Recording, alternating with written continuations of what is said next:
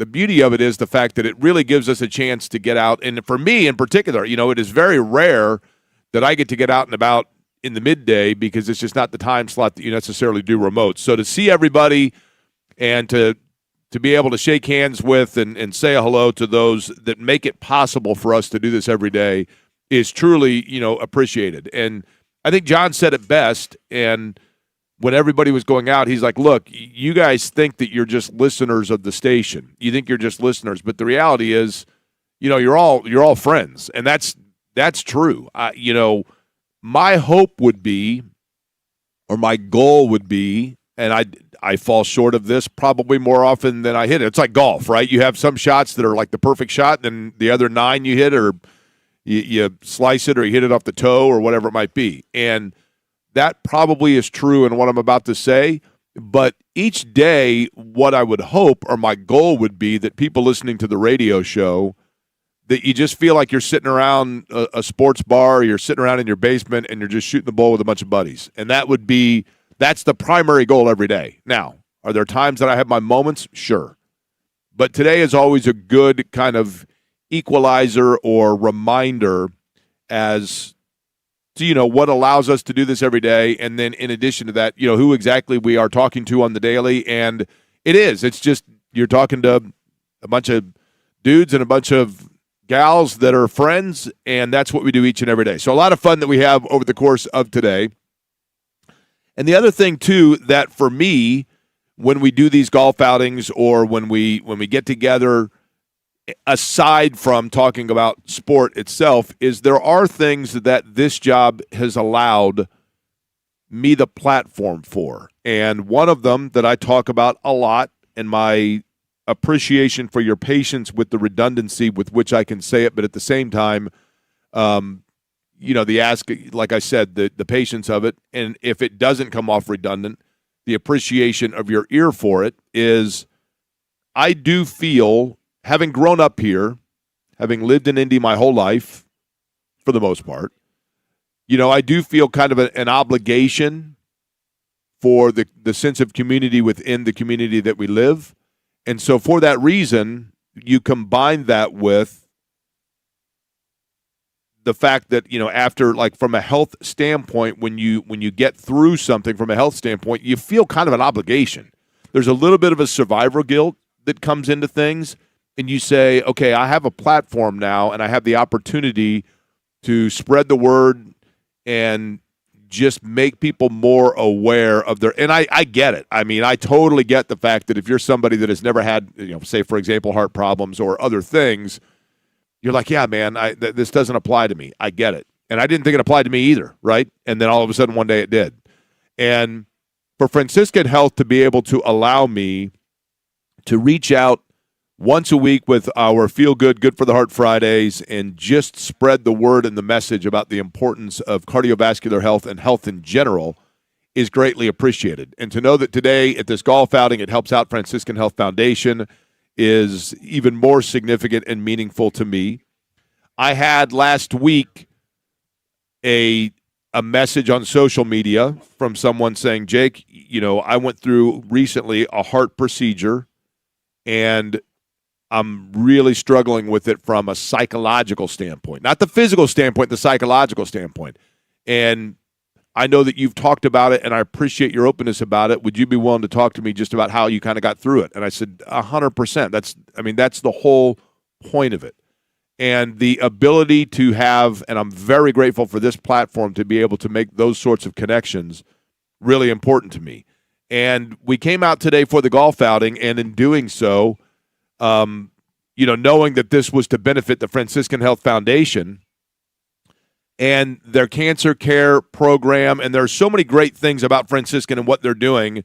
And as soon as we sent the golfers out about their way, one of the guys that was walking around who was like super excited about it, I could tell, about the golf itself, and I could tell, I'm like, this guy's a golfer. And then I said, this guy's a golfer. I can tell he likes to be out on the golf course, but instead he's sending the message and spreading the message about Franciscan Health. That's dedication right there.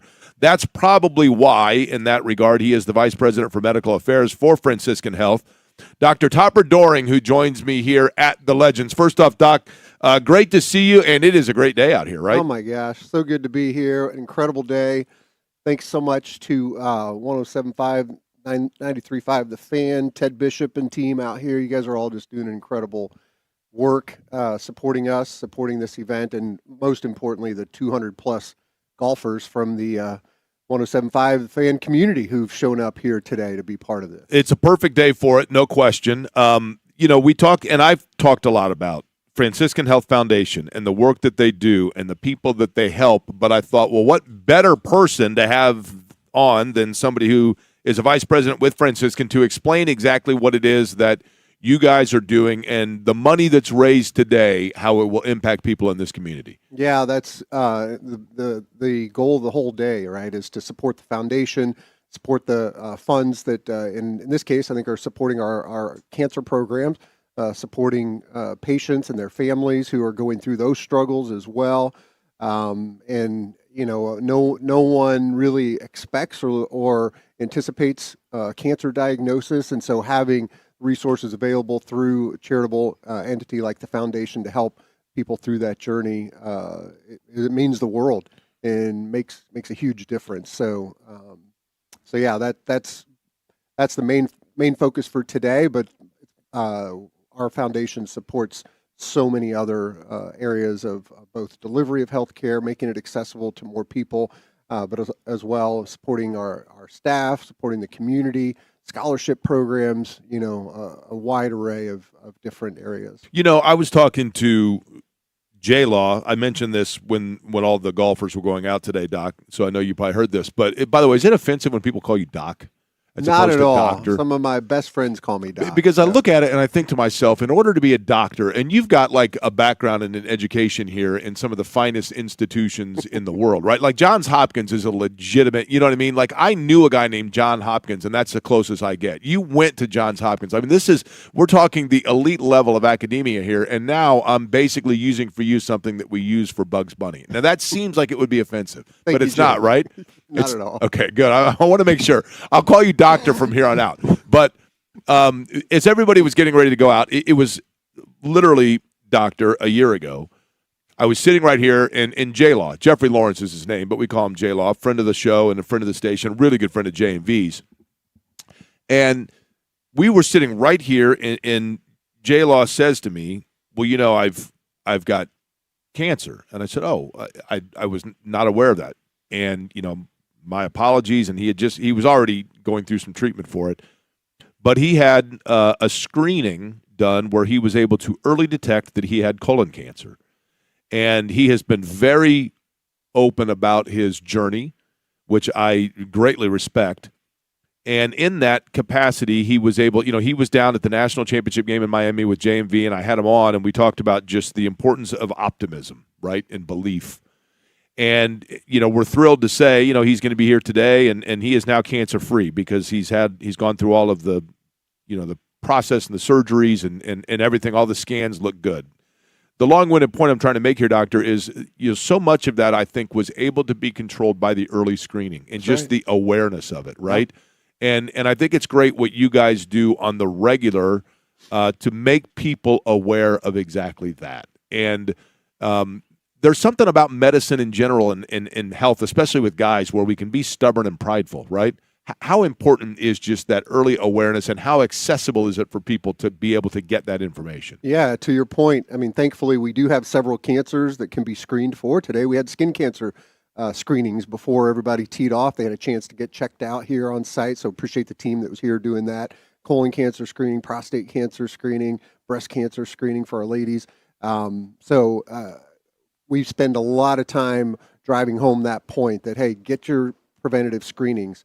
Do the things that you can control upstream, and so pick things up either early on or even before they become cancer. That's one of the big benefits of colon cancer screening is you can remove those precancerous polyps before they even become cancer. So, yeah, that's a huge key point, and I would extend it even into what you've dealt with your heart disease. And my own family has strong heart disease history, so make sure you're getting your cholesterol checked, making sure you're managing your risk factors aggressively, to prevent yourself from ending it up in a situation where you have a permanent problem. And the $49 heart scan is the key to that. That's the start of that when it comes to the screening. You hear me talking about that with Franciscan Health, and we mention that each and every Friday. The other thing that I wanted to touch on, and this is what I love about the foundation. I know for myself, Doctor, when, I had always had a kind of that perfect, I was the guy that I took pride in the fact that in my mid-40s when I go to the doctor, I'd say, yeah, there's nothing wrong with me. I've never had a thing wrong in my life, right? And then suddenly you have a heart issue, and that all changes. And the psychological aspect of it, the way it knocks you down a little bit, the humility that has to be there to say, I have imperfections. I didn't think I did, but I have imperfections.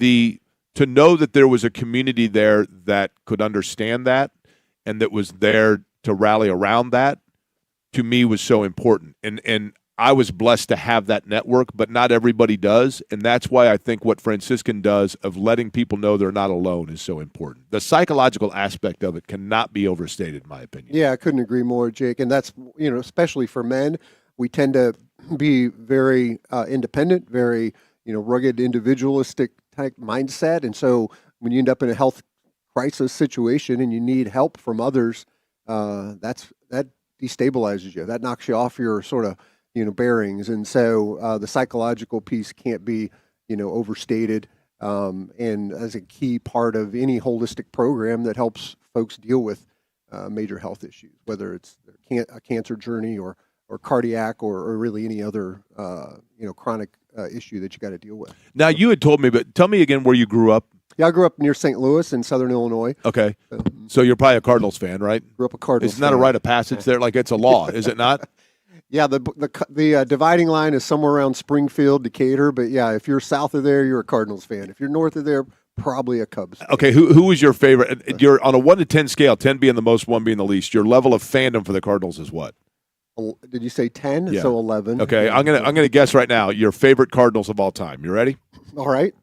So it goes without saying, even though we're relatively the same age range here, so you did not see Stan Musial play, but it goes without saying that if you are a fan of the Cardinals growing up, you only heard 47 commercials per hour for the Stan Musial sports collection stuff in St. Louis. So Stan Musial honorary is one of them, right? The man, yeah, the man, and he had man. I think he had a restaurant and everything. So, correct. Yeah. Okay. I'm going to go with Ozzie Smith is an obvious, right? Yes. Okay. Absolutely. The Wiz. I'm going to go a little outside the box here. Okay, Bruce Sutter, I'm going to say is in the category. Yeah, I mean, as far as closers are concerned, how can you do much better than Bruce Sutter? Great beard too. Great beard, right? That split-fingered fastball was untouchable. It was, unless it was Ryan Sandberg, but yes, it was. Okay, now the outside the box here. This is the one that always, and I just mentioned this the other day when I lived in St. Louis. This was the guy that seemingly everyone loved, and he was a beloved figure, and I don't know that you would think that outside of St. Louis. Willie McGee. Oh, my gosh. Yeah, Willie was incredible, and, I lived in Nashville, Tennessee in high school, and he actually got his career started with the Sounds. So, yeah, he played AAA in Nashville. It might have been AA back then, was with the Yankees organization, and, yeah, Cardinals center fielder was amazing. Okay, a couple others here. Tom Herr. Tommy Herr. Ken Oberkfell, that Keith Hernandez, that was a phenomenal infield. I forgot about Keith Hernandez. That's the 82 Cardinals, right? 82 Cardinals, and I was a child of the 70s, so yeah, right there in that the 85 Cardinals, do you still get nightmares about Vince Coleman getting too close to rain tarps? That was a problem. That was a problem, yes. First base umpire was a problem. Dan Dinkinger, yeah. Yeah, we had all sorts of issues. So let me guess. I'm going to guess, as somebody that's a Cardinals fan, that George Orta is not one of your favorite Kansas City Royals, not right? on my list, no. I know. Hey, I do have to give a shout out for Lou Brock. I'd say Lou Brock is at the top of my Cardinals pantheon of all timers. Okay, here's my favorite trivia question regarding Lou Brock, and I'm proud to say, Doctor, that I stumped Lou Brock with this one. You ready? Oh, okay. Okay. I'm so proud of this. By the way, J Law, who I just mentioned, is standing right here. As a matter of fact, Lou Brock, at the time of his retirement, was the all-time stolen bases leader in Major League Baseball history. Ricky Henderson eclipsed that mark, of course. Against which team did Lou Brock steal the fewest number of bases? And I believe the total is 12. I think is correct. He had 12 stolen bases against this club. It is the lowest number. You're telling me you stumped him? I did. On this? I was so proud of myself, too. It's one of the great moments of my life. Aside from this one of the great moments of my life. Was that a random fact that you had, or was it a favorite team of yours that owned that? Probably a random fact. If you know me at all, most of the facts in my head are random facts, as a matter of fact. I would, if I had to guess, I'd say it was somebody with a really good catcher. That's probably not quite true, but I'd probably either say not the Phillies because we were in their division and we probably stole a million bases. Maybe the Reds. Okay, the Reds, an excellent guess due to Johnny Bench, right? The most common answer. Yes. The correct answer is the St. Louis Cardinals. Oh, there you go. Because he began as a Chicago Cub and then eventually worked his way to St. Question. Louis. I fall for those all the time. Listen, but fortunately you did not fall for the trick questions throughout medical school, which is why you are in the situation that you're in now, right? But yes, St. Louis, great baseball town, no question about it. But one more time, in terms of, we have great silent auction items here for people to raise money for Franciscan Health and the foundation, but people that would like to get involved or in any way, shape, or form help out the foundation can do so in what way? Even if they're not here and they're simply listening and they say, that sounds like something that you never know. You never know when it may be something that helps out or impacts your family. Yeah, no, we've got an opportunity to support the foundation in any number of ways. Certainly you can go online and contribute. Just look up Franciscan Health Foundation. Easy to find. We also have our own calendar of events throughout the year. So we actually have a golf outing coming up in June. Still room for folks to be involved in that as well. We'll have an event here down in Johnson County in late summer, early fall for a musical event down here on a Friday night. So a lot of different ways to get involved, ways to volunteer, of course, at the hospital as well to help out with a lot of foundation-supported efforts. Well, I love the fact that we're able to help out today and continue to be, it's a pleasure, the partnership, and I certainly appreciate it. And again, I'm most impressed that you're not out there golfing today because you didn't want to embarrass anybody. Because you told me you're basically a scratch golfer, right? Yeah, right. I scratched something while I golfed. Anyway. Fair enough. Doctor, I appreciate it. All Jake, right? It's so awesome being with you. Thanks so much, and thanks again to you and your team. My pleasure. Again, Dr. Topper Doring from Franciscan Health, the Vice President of Medical Affairs and noted St. Louis Cardinal fan and historian who will never forget that Lou Brock fact. On the program today, by the way, Stephanie White going to join me just about 10 minutes from now. Fever in action tonight. They're taking on Dallas, which is interesting because they opened the season with Dallas, and I'm curious how that might impact or affect, what the game plan is today. How much do you show? What all do you do from a roster standpoint? One of the things that we will discuss with Stephanie. Also, one of the storylines that, since we're at a golf outing, is, I think, topical, applicable for today. And that's the story of, and this has been one that has had all kinds of twists and turns to it. And kind of the saga, if you will, of the Live Golf and PGA situation. And we haven't talked a lot about it, admittedly. I remember when Live, it was first reported like a year ago they were merging, then that never actually happened. And now, of course, the latest news that Live is in a situation where the initial Saudi investors have backed out of it. And what does that mean for the future of Live? That has a tournament, obviously, at the end of the year, and one that people clearly enjoyed going to in Carmel.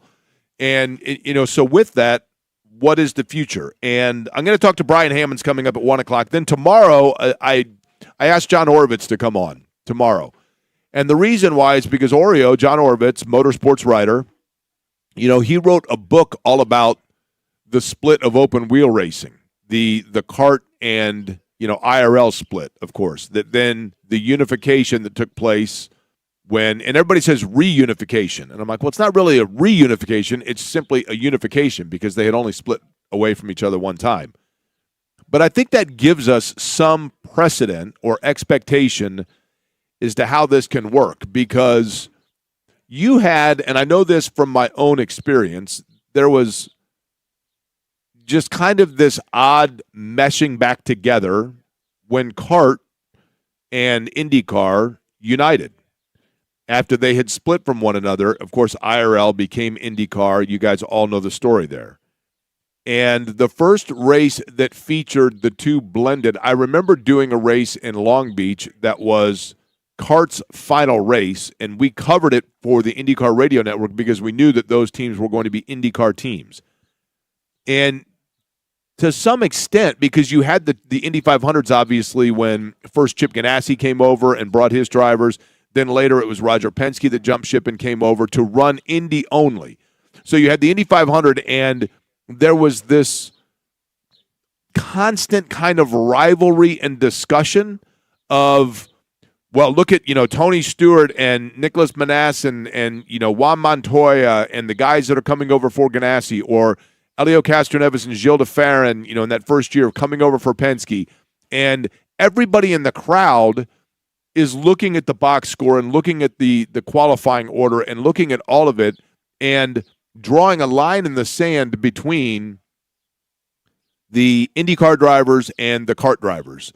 And it was a while before it all kind of came together as one series, and then you just kind of forgot about it. You didn't think about the fact that, like, okay, this is a team that came over from there, and this is a team that was an original, and this is one of the, the OGs, and this was a loyalist, and this wasn't. And I think with LIV and with the PGA, that's what's going to be.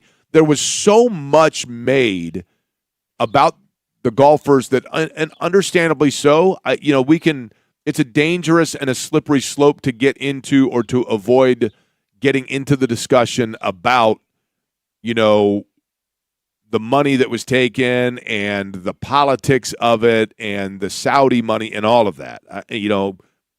Once you got past the sticker shock of all of that, then you have these golfers, and it's like, well, did they turn their back on the PGA? Did they turn their back on the scrupulous nature of golf?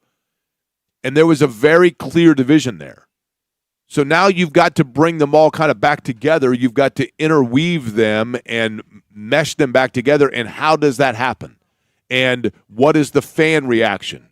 And more so, what is the audience reaction from a television standpoint? Because I don't think there's any denying the fact that split in open wheel racing, and we're talking about a much longer period of time and an even more probably divisive split, but that split in open wheel racing, there's no question, impacted the audience participation from a viewership standpoint of people knowing who they were watching and when they were watching and what they were watching and which series am I seeing here.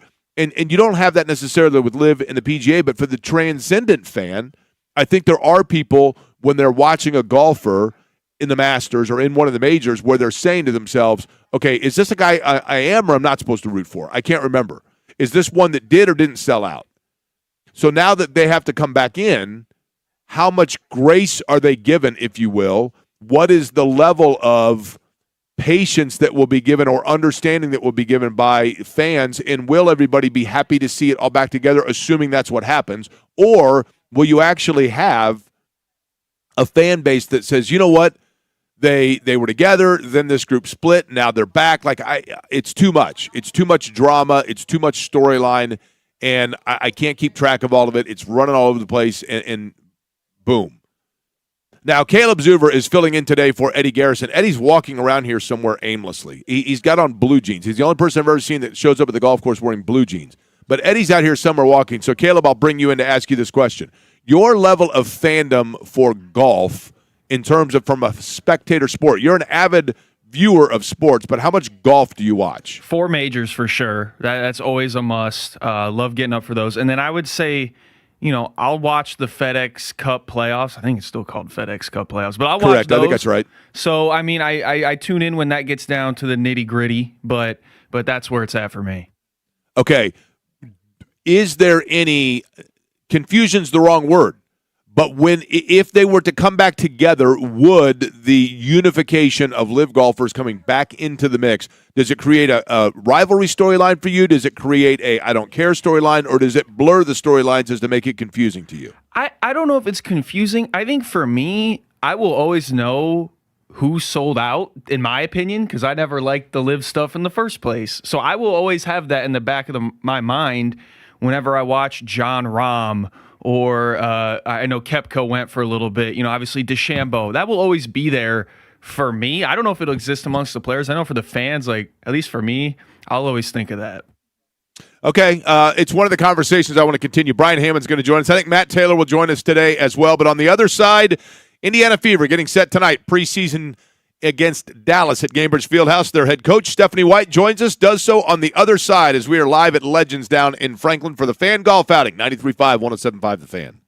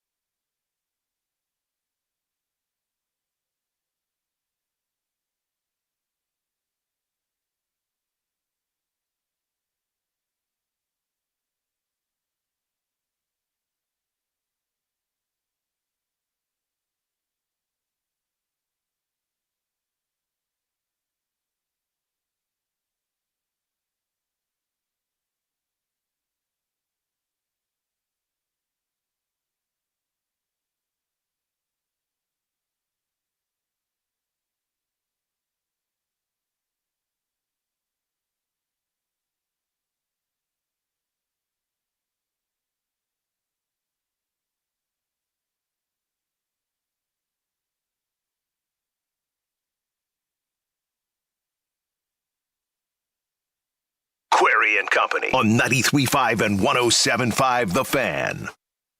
All right, everybody deserves the chance to fly.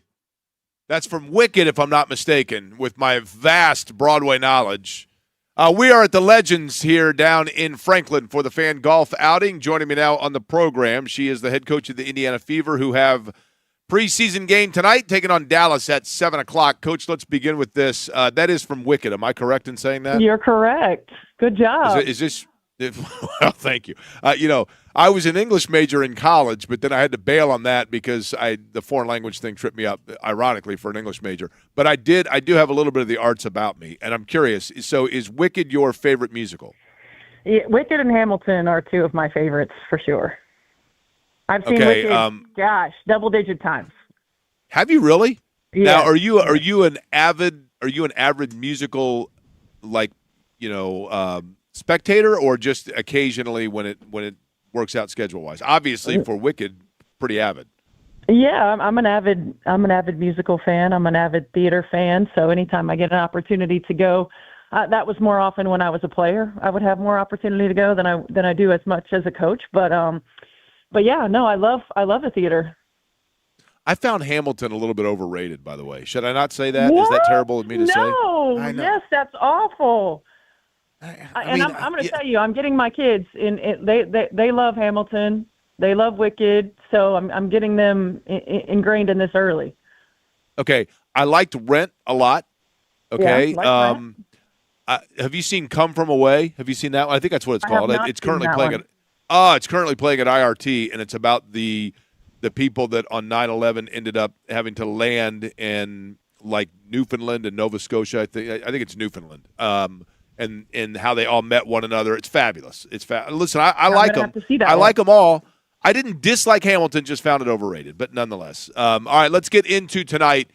Your game, and I'm curious of this. Your regular season begins against the team that you will play tonight in the preseason. So does that in any way, shape, or form impact or affect what it is that you will do or different looks that you will present this evening? No, not really. I mean, certainly, I think an opportunity. We have so many new pieces to get out there and to play while continuing to get everybody some time and get some evaluation in. We're in our infancy in terms of what we're implementing anyway, and so we want to continue to get better in those areas. What areas are you different? I mean, obviously, from a personnel standpoint, you are from a year ago. You're more bolstered from a health standpoint in your backcourt. We've talked about that. But what areas of this particular team or personnel are you right now in the process of trying to fine-tune because you find it to be an important aspect you didn't have a year ago? Well, we're bigger. I think we've got better size on the interior. We've got different pieces. I think we have more size defensively as well, more physicality on the defensive end. So really building our continuity and our coverages with the different pieces that we have. Same thing on the offensive end of the floor. We've got more size. We've got the ability to have other players playing with their back to the basket, in addition to AB, who is really the only one that we had a year ago. And of course, as you know, she had to play a lot on the perimeter and be a facilitator for us. So I think we have a little bit more balance in that area. We still want to continue to play fast. I think some of our looks will look different because we're not as small at that 4 position. And then really just reintegrating and getting back into a flow with C on the floor, with Sophie on the floor, and some of the different actions that we can get to get them shots. Obviously for Caitlin Clark, Stephanie White is my guest, head coach at the Indiana Fever. With Caitlin Clark, and I know the morning show guys were talking about this, she's coming off of, yes, last year she didn't play towards the end of the year due to injury, but then she had the offseason here with the World Basketball qualifiers, and, there have been games that she has played.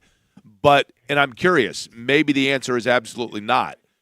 Are there any differing styles between the international game or what she was doing in the offseason to now that maybe create an acquisition period that still is necessary for her at the WNBA level of style?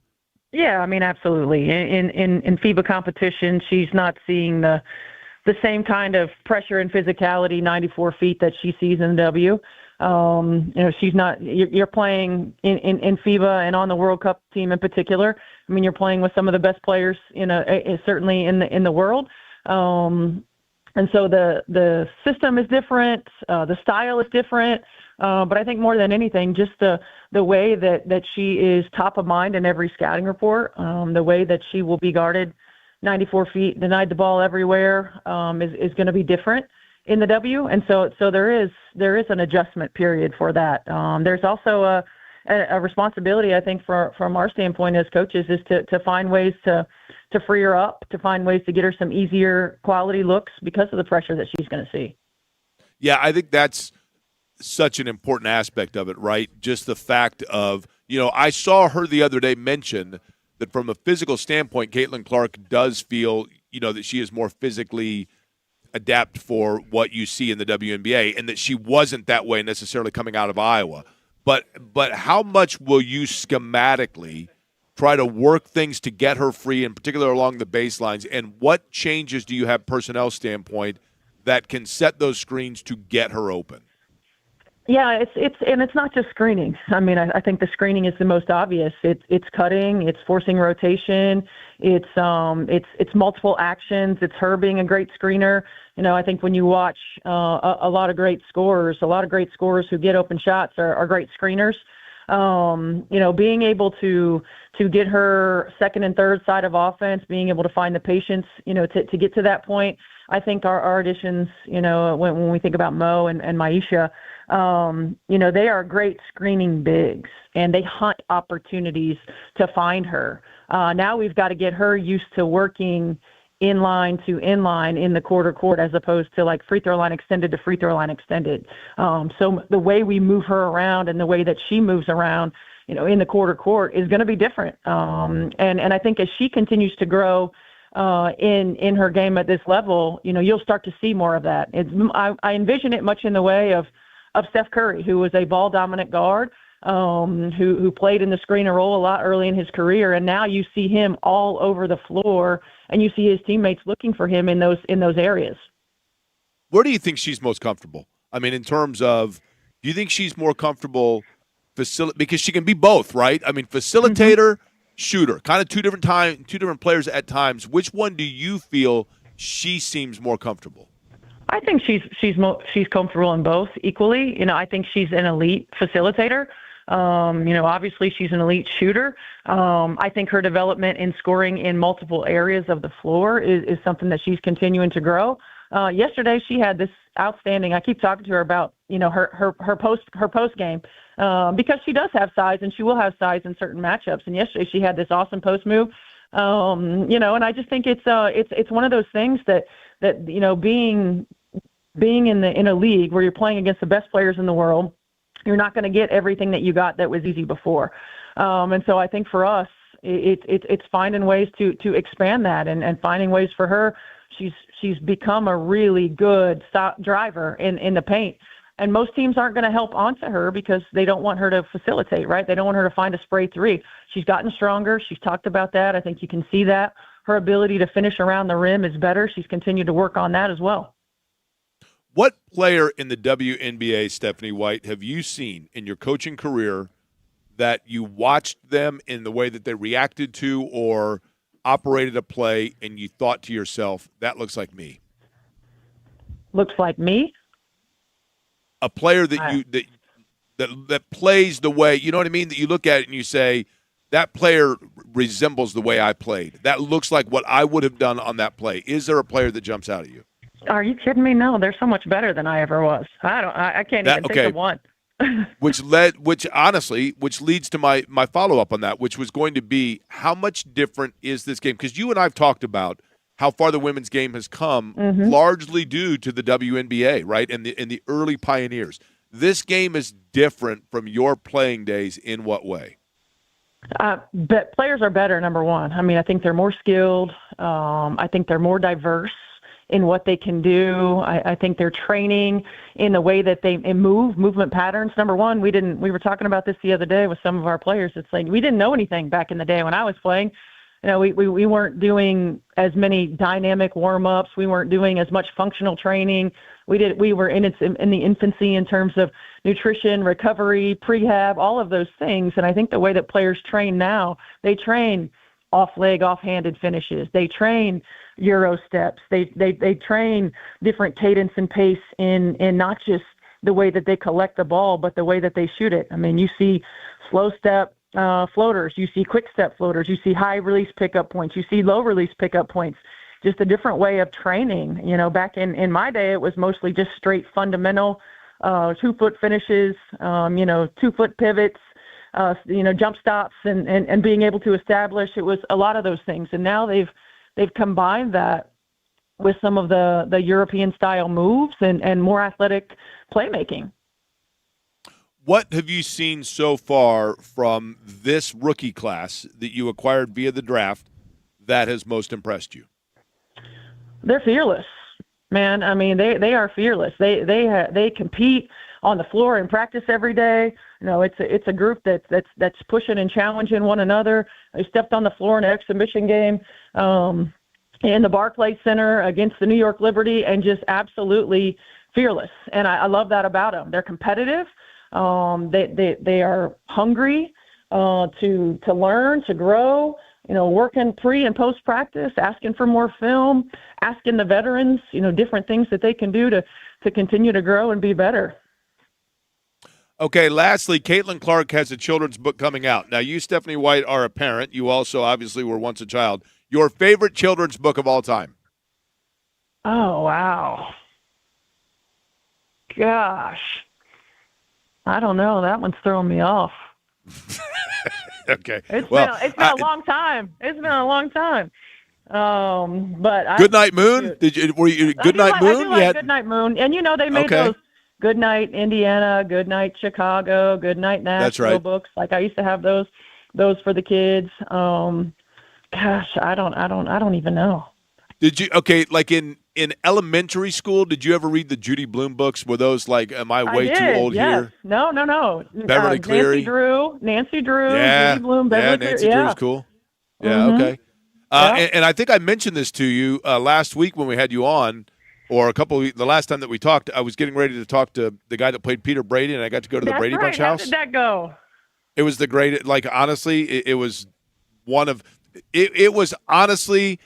And I don't know what this says about me, but I'm walking through the Brady Bunch house and I'm thinking to myself, if I dropped right here, it'd probably be okay. You know what I mean? Like it was life complete. I mean, it was the most bizarre thing in the world because it looks exactly like what you see on television, and it really felt like it was all real at that point. It was like, wait a minute, there really was the family with the 6 kids that lived here, and then I'm there with the guy playing Peter Brady who's in the kitchen doing pork chops and applesauce. It was very surreal. But it was cool. It was very cool. Applesauce, love it. Yeah, he did it. He did it for me, and I was like, it was awesome. That's fun. All right, 7:00 tonight. Game can be heard over on our sister station, WIBC. It is the Fever taking on Dallas, and then again, they take on Nigeria for a preseason game, and then everything gets underway a week from tomorrow night, if I'm not mistaken. Is it a week from tomorrow or a week from Saturday, the opener? It's a week from Saturday. Week from Saturday, that's right, taking on Dallas for the opener. That's on the 9th. All right, Coach, appreciate it as always, and we'll talk to you soon, all right? All right, thanks. Sounds good.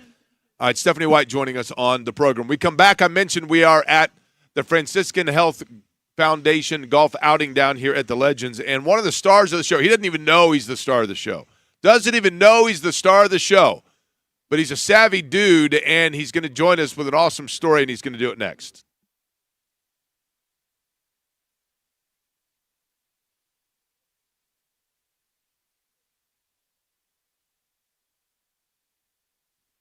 Hey there, Jake Query for Chicago's Pizza. Still time to get into one of the 19 Central Indiana locations, 26 of them statewide, including the newest in Martinsville, which is rocking and rolling, for the lunch buffet. I'm talking about whether you want traditional pizza, whether you want deep dish pizza, a salad bar with every fixing, everything fresh right there before your very eyes, and as well, all of the dressings that you would choose, and a soft drink for a price that is better than what you're going to pay at a fast food joint. I can promise you that. Chicago's Pizza, the very best, because they're great folks that care about not only the community, but the quality of pizza that they are making. And I absolutely love Chicago's Pizza, a story in every slice. And don't forget the breadsticks that are fresh hand-rolled every single day right there in store. Tonight for dinner, why not? Family meal deal, 2 medium pizzas, 1 topping, just $25 at Chicago's Pizza. 19 locations around the central Indiana area. Find one near you at chicagospizza.com. That's chicagospizza.com.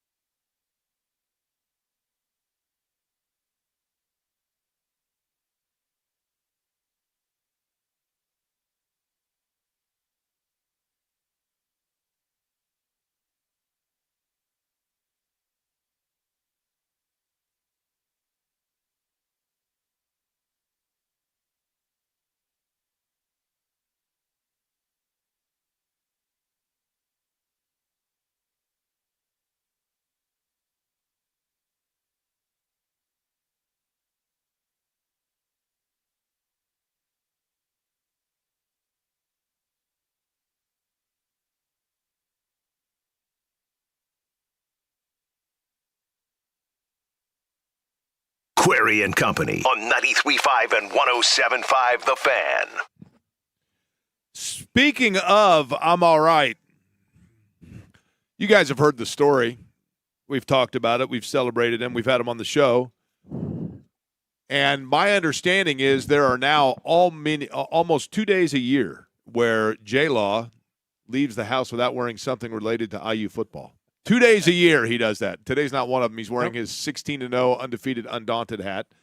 But you also got on the shirt that basically says cancer sucks in every color, right? That has the ribbons on there for all of the different ribbons that, make us aware for awareness of all the different cancers. But we started out this thing today, J-Law, and I wanted to have you on because, and you know why I do, but when everybody went out to go out for their golf outing today, and we were talking about Franciscan Health, I made the point of telling them, Franciscan Health Foundation helps out with their Cancer Cares program to help people through that journey. And we sat here a year ago when you were telling me about how, and you were already in the midst of your journey with cancer, but it was an early screening that helped you kind of get in front of it. And I just think it's such an important story, and I have been so impressed with your candor and your honesty in keeping everybody kind of up to date with everything going on with you. But the good news is now, in fact, like Kenny Loggins said, you are all right, right? Yeah, yep. I go back in 3 weeks for my first PSA test since to see if it's at 0. And if it's 0, I'm theoretically cancer-free. Okay, so let's talk about just your journey, because you are, for those that don't know, you are how old a guy? I'll be 63. 63. So, was it an early screening that caught it was prostate cancer, correct? Yeah, I'm really adamant about my annual physicals and blood tests. And I've been doing PSA tests every year with those. And I was on testosterone replacement therapy. And so my PSA kind of went all over the place based upon when I took my shot. But it slowly over the year started to creep up.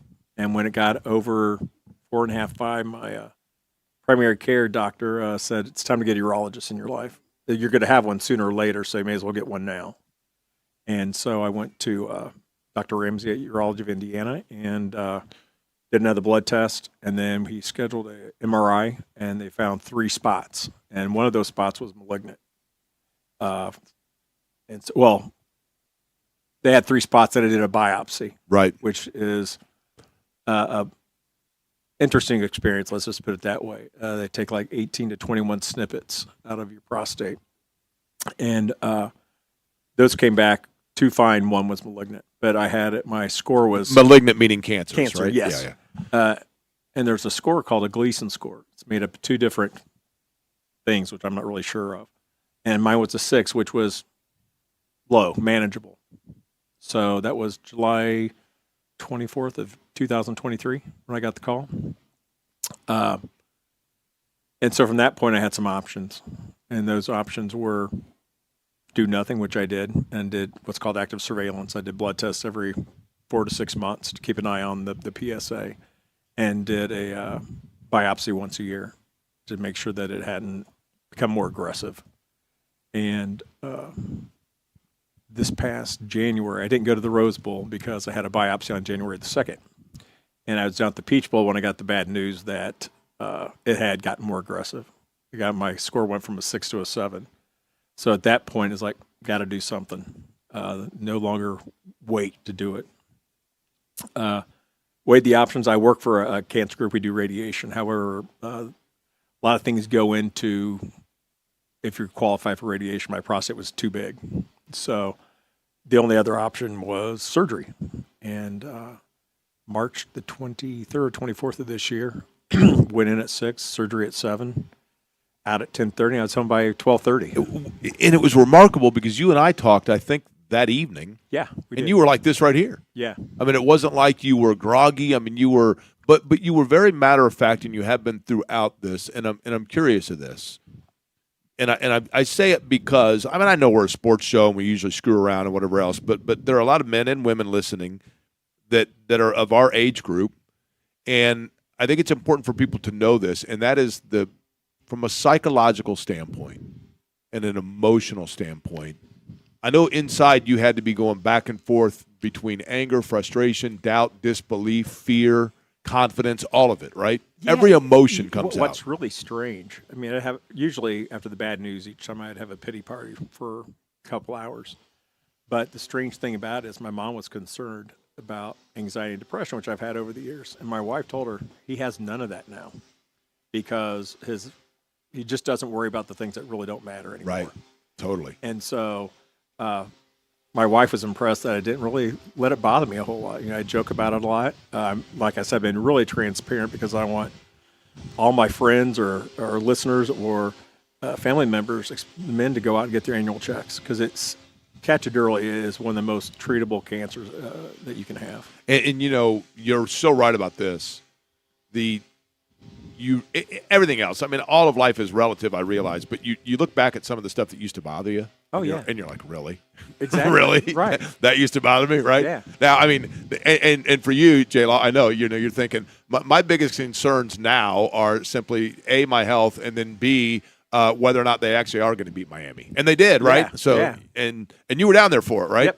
Yep. Went down with the show with Bullseye Event Center. Yeah, you were actually partially responsible for J&V making it back alive. So True. that's good. True. So we appreciate that, right? You kept them in check, which that alone, that's a whole different talk show, right? But nonetheless, when everybody went out today, I made it a point, and you got a huge ovation because I think you represent what is right about it. And by that, I mean not only being conscientious for yourself, but then paying it forward by making other people aware. Yeah. And it's such an important thing, and I've just got a ton of respect for it and appreciation for it. And so I wanted to make sure that all the guys and gals that are out there golfing today were aware of the fact that, the Franciscan Health Foundation and all of the different people that are in the corners of those that are going through that journey, that you represent the fact that the journey is winnable. It's kind of interesting because I didn't really understand what you hear about what cancer patients go through. And what I've gone through is nothing compared to what a lot of folks. I mean, I didn't have chemo or the radiation. Dealing with surgery and some aftermath issues with that tiredness and incontinence and things like that. But the things you go through, it does humble you as a person. That you don't think you're going to have to do some of these things that you would never think you would have to consider doing. But it just humbles you as a person, and that it's nothing to be embarrassed about. You just deal with it, and life goes on because you don't have an alternative. Right. And I'm grateful for the things I have, not the things I don't have. So just blessed to be around, be here for years to come. Well, we're happy to have you here, no question about it, and we look forward to having you out here and getting another ovation next year. How's that? Sounds great. Sound good? All right. J-Law joining us here. We will continue talking about golf. As a matter of fact, Brian Hammond's going to join me on the other side. You know him from the Golf Network. He retired from there after 20 years in 2015, but I think great perspective about this PGA and LIV and where it might be going moving forward. We'll have that conversation with him. We'll do it other side as we return here to the Legends Golf Course. It is the Fan Golf Outing. You're listening to it on 93.5 and 107.5 The Fan.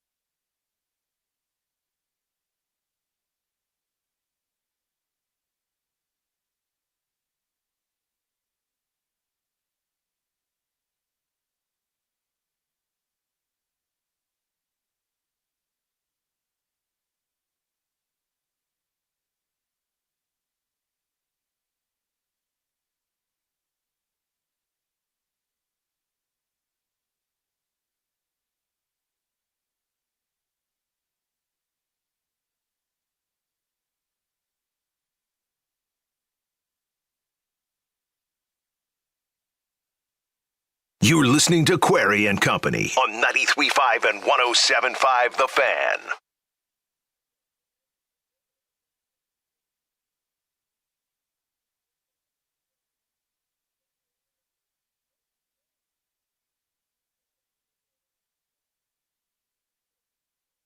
Gorgeous day today. And a lot of golf chat. We haven't done a lot of golf chat, but I'll tell you the one thing as I bring on our next guest to the program. He, of course, spent 20 years at the Golf Channel. Before that, he was in the Indianapolis market, notably at WRTV. He's a native of Anderson. He needs no introduction, even though I just gave him one. But Brian Hammond's joining the show.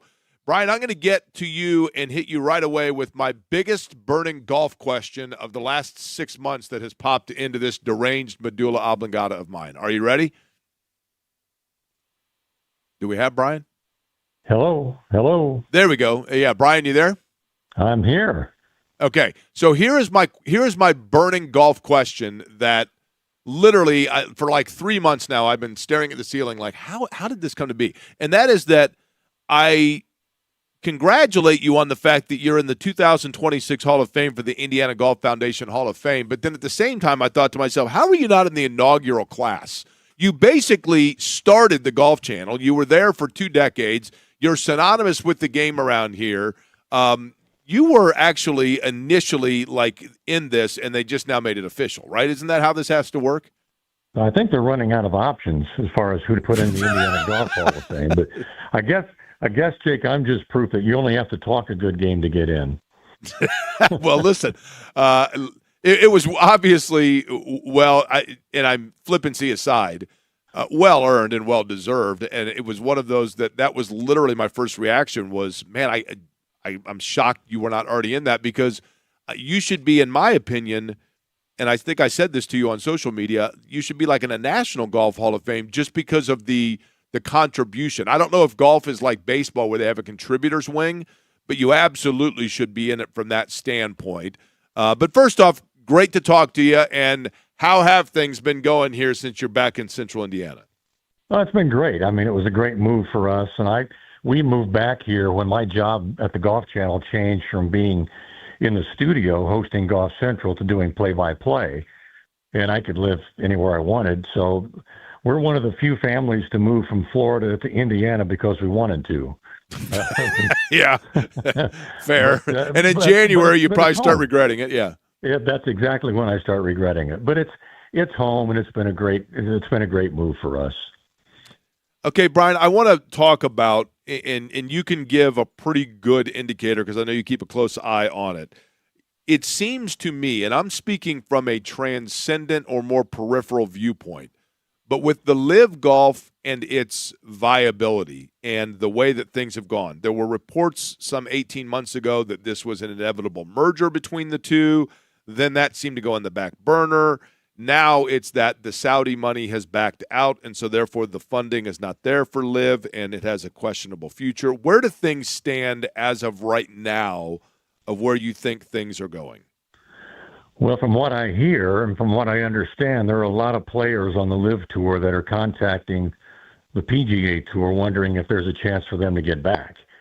I don't, right now live is trying to figure out if they can survive without PIF, the Saudi money, public investment fund, and they're going to try. I mean, they're going to try to get outside investors and whatnot to try to survive, but I don't see that happening. It's Liv did okay overseas. They get big crowds, and I guess their TV ratings were okay in certain countries, but it's done nothing here in the States. So I think right now it's just a matter of they're trying to survive, and the players are looking for a way to get back on the PGA Tour. Yeah, they have an event, last year, and it was a rousing success by all account from a participation standpoint for fans in Westfield when Liv was here, and that is scheduled to happen again. And Brian, it seemed as though people loved it, but they loved it kind of in the same way that they loved the Waste Management Open, right? And the fact that typical golf etiquette goes out the window and it's basically a party and a celebration. And there's a place for that. I get it. But do we know, or is there any way to know at this point the probability or possibility that event in Westfield goes on again this year? Well, as of right now, it's scheduled to go on. Now they just postponed an event in New Orleans that they were supposed to play. It was supposed to take place, I believe, in June or July, and they're going to try to bring it back in the fall. But I think right now every event's probably up in the air. Right now, though, as we speak right now, the event at Westfield at Chatham Hills is still a go. And I went last year, and I've got friends that do their television that I used to work with, and I went last year basically out of curiosity, and I just Sure. it was an exhibition to me. It was more of a party than it was a golf tournament with the music and everything. And yeah, they had good crowds, and I think a lot of people were like me, just curious to see what it would be like. And I just did never like the product. Did it kind of feel? Sorry, go ahead, Brian. No, it feels like an exhibition or something that really wasn't important. Yeah, did it? And again, I'm going from, I did not attend, but I know plenty of people that did. And I'll tell you the feel that I get for it. And you tell me as somebody that was there if this is accurate. It seemed like it was basically golf meets Formula One, where like lifestyle and celebration of the sport was as important as the competition itself. I think it was more important than the competition. I don't think many people really knew what the heck was going on as far as the actual competition and the leaderboard and who's on top and who's competing. And yeah, I think it was more about, like you said, it was more of a lifestyle thing. Hey, the party hole's over here on number 7, and let's go there. And the music's blaring and drinks are flowing. And it was that way around the whole golf course. I got a kick out of music is blaring on every hole. But when a guy stands over a shot, they still hold up the quiet please sign. So, but the DJ did not actually adhere to that, correct? No, he did not. No.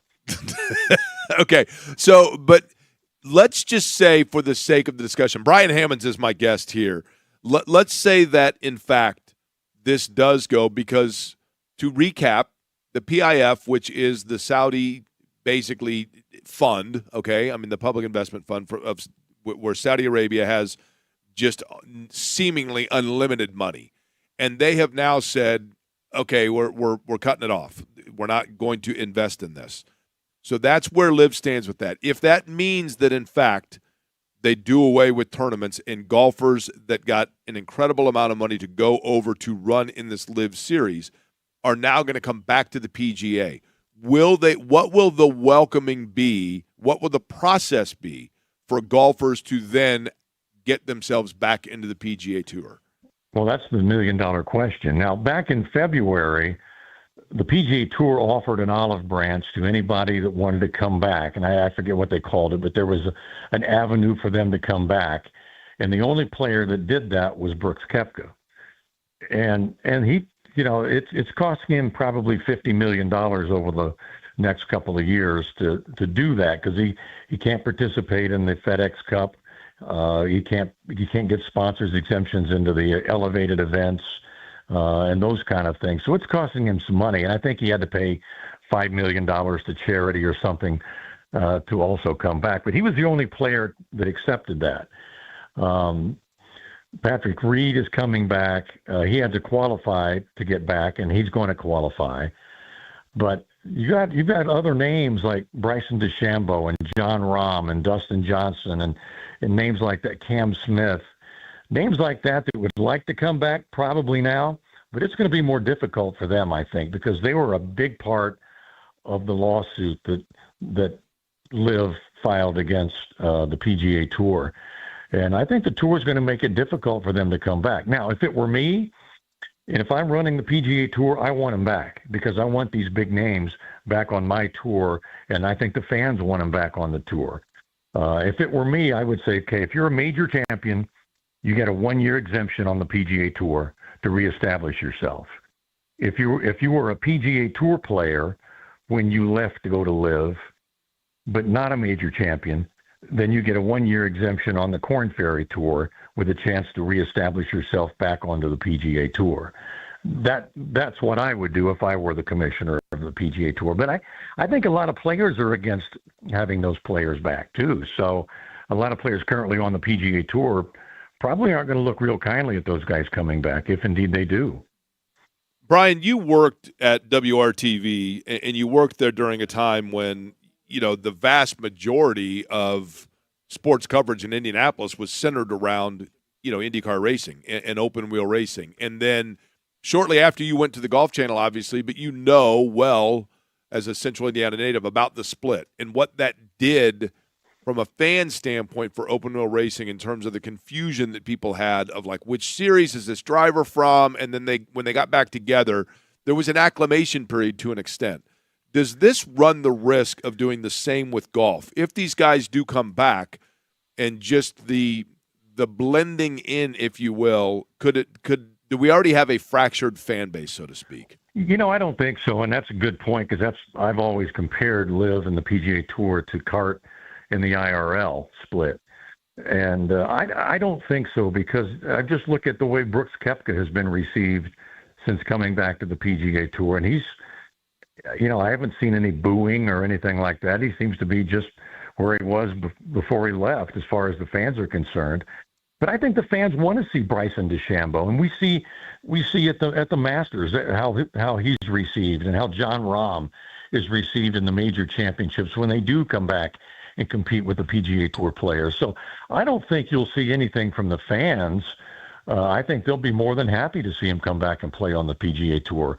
If there's going to be any bad blood anywhere, it'd probably be between some of the players and the players that are trying to come back. I mean, I guess to an extent that can create good storylines, right? If there are rivalries that resurface from that. Absolutely. Dale Earnhardt was the guy that wore the black hat in the NASCAR for many years, and that created a rivalry with a lot of drivers. And the same thing would happen probably in golf with, the Rory McIlroy wearing the white hat against the guys wearing the black hats. Brian, you were at WRTV from what year to what year? Well, I started when I was a snot-nosed freshman at Butler, taking a sportscasting class that Tom Carnegie taught that I shouldn't have taken until I was like a senior. And I started when I was an 18-year-old freshman at Butler, and then I went to then I started doing IndyCar racing with ABC and ESPN, and then the news director at Channel 59 or Channel 6 said, "Hey, you got to make a choice." So as a 25-year-old kid, I said, "Well, I'm not going to turn my back on ABC and ESPN." So they let me go. Channel 6 did, but then I hooked on with Channel 59 until I started there. I was their first sports director when they started their newscast before I went to the Golf Channel in late '94. So during the time that you covered sports in Central Indiana, the storyline that you most recall as being the biggest whirlwind, just enjoyable, but at the same time, one of those that you go, I can't believe I was in the middle of all of that. Well, the Colts moving to Indianapolis. You get the call at 2 a.m. and say, "Hey, the Colts are on their way."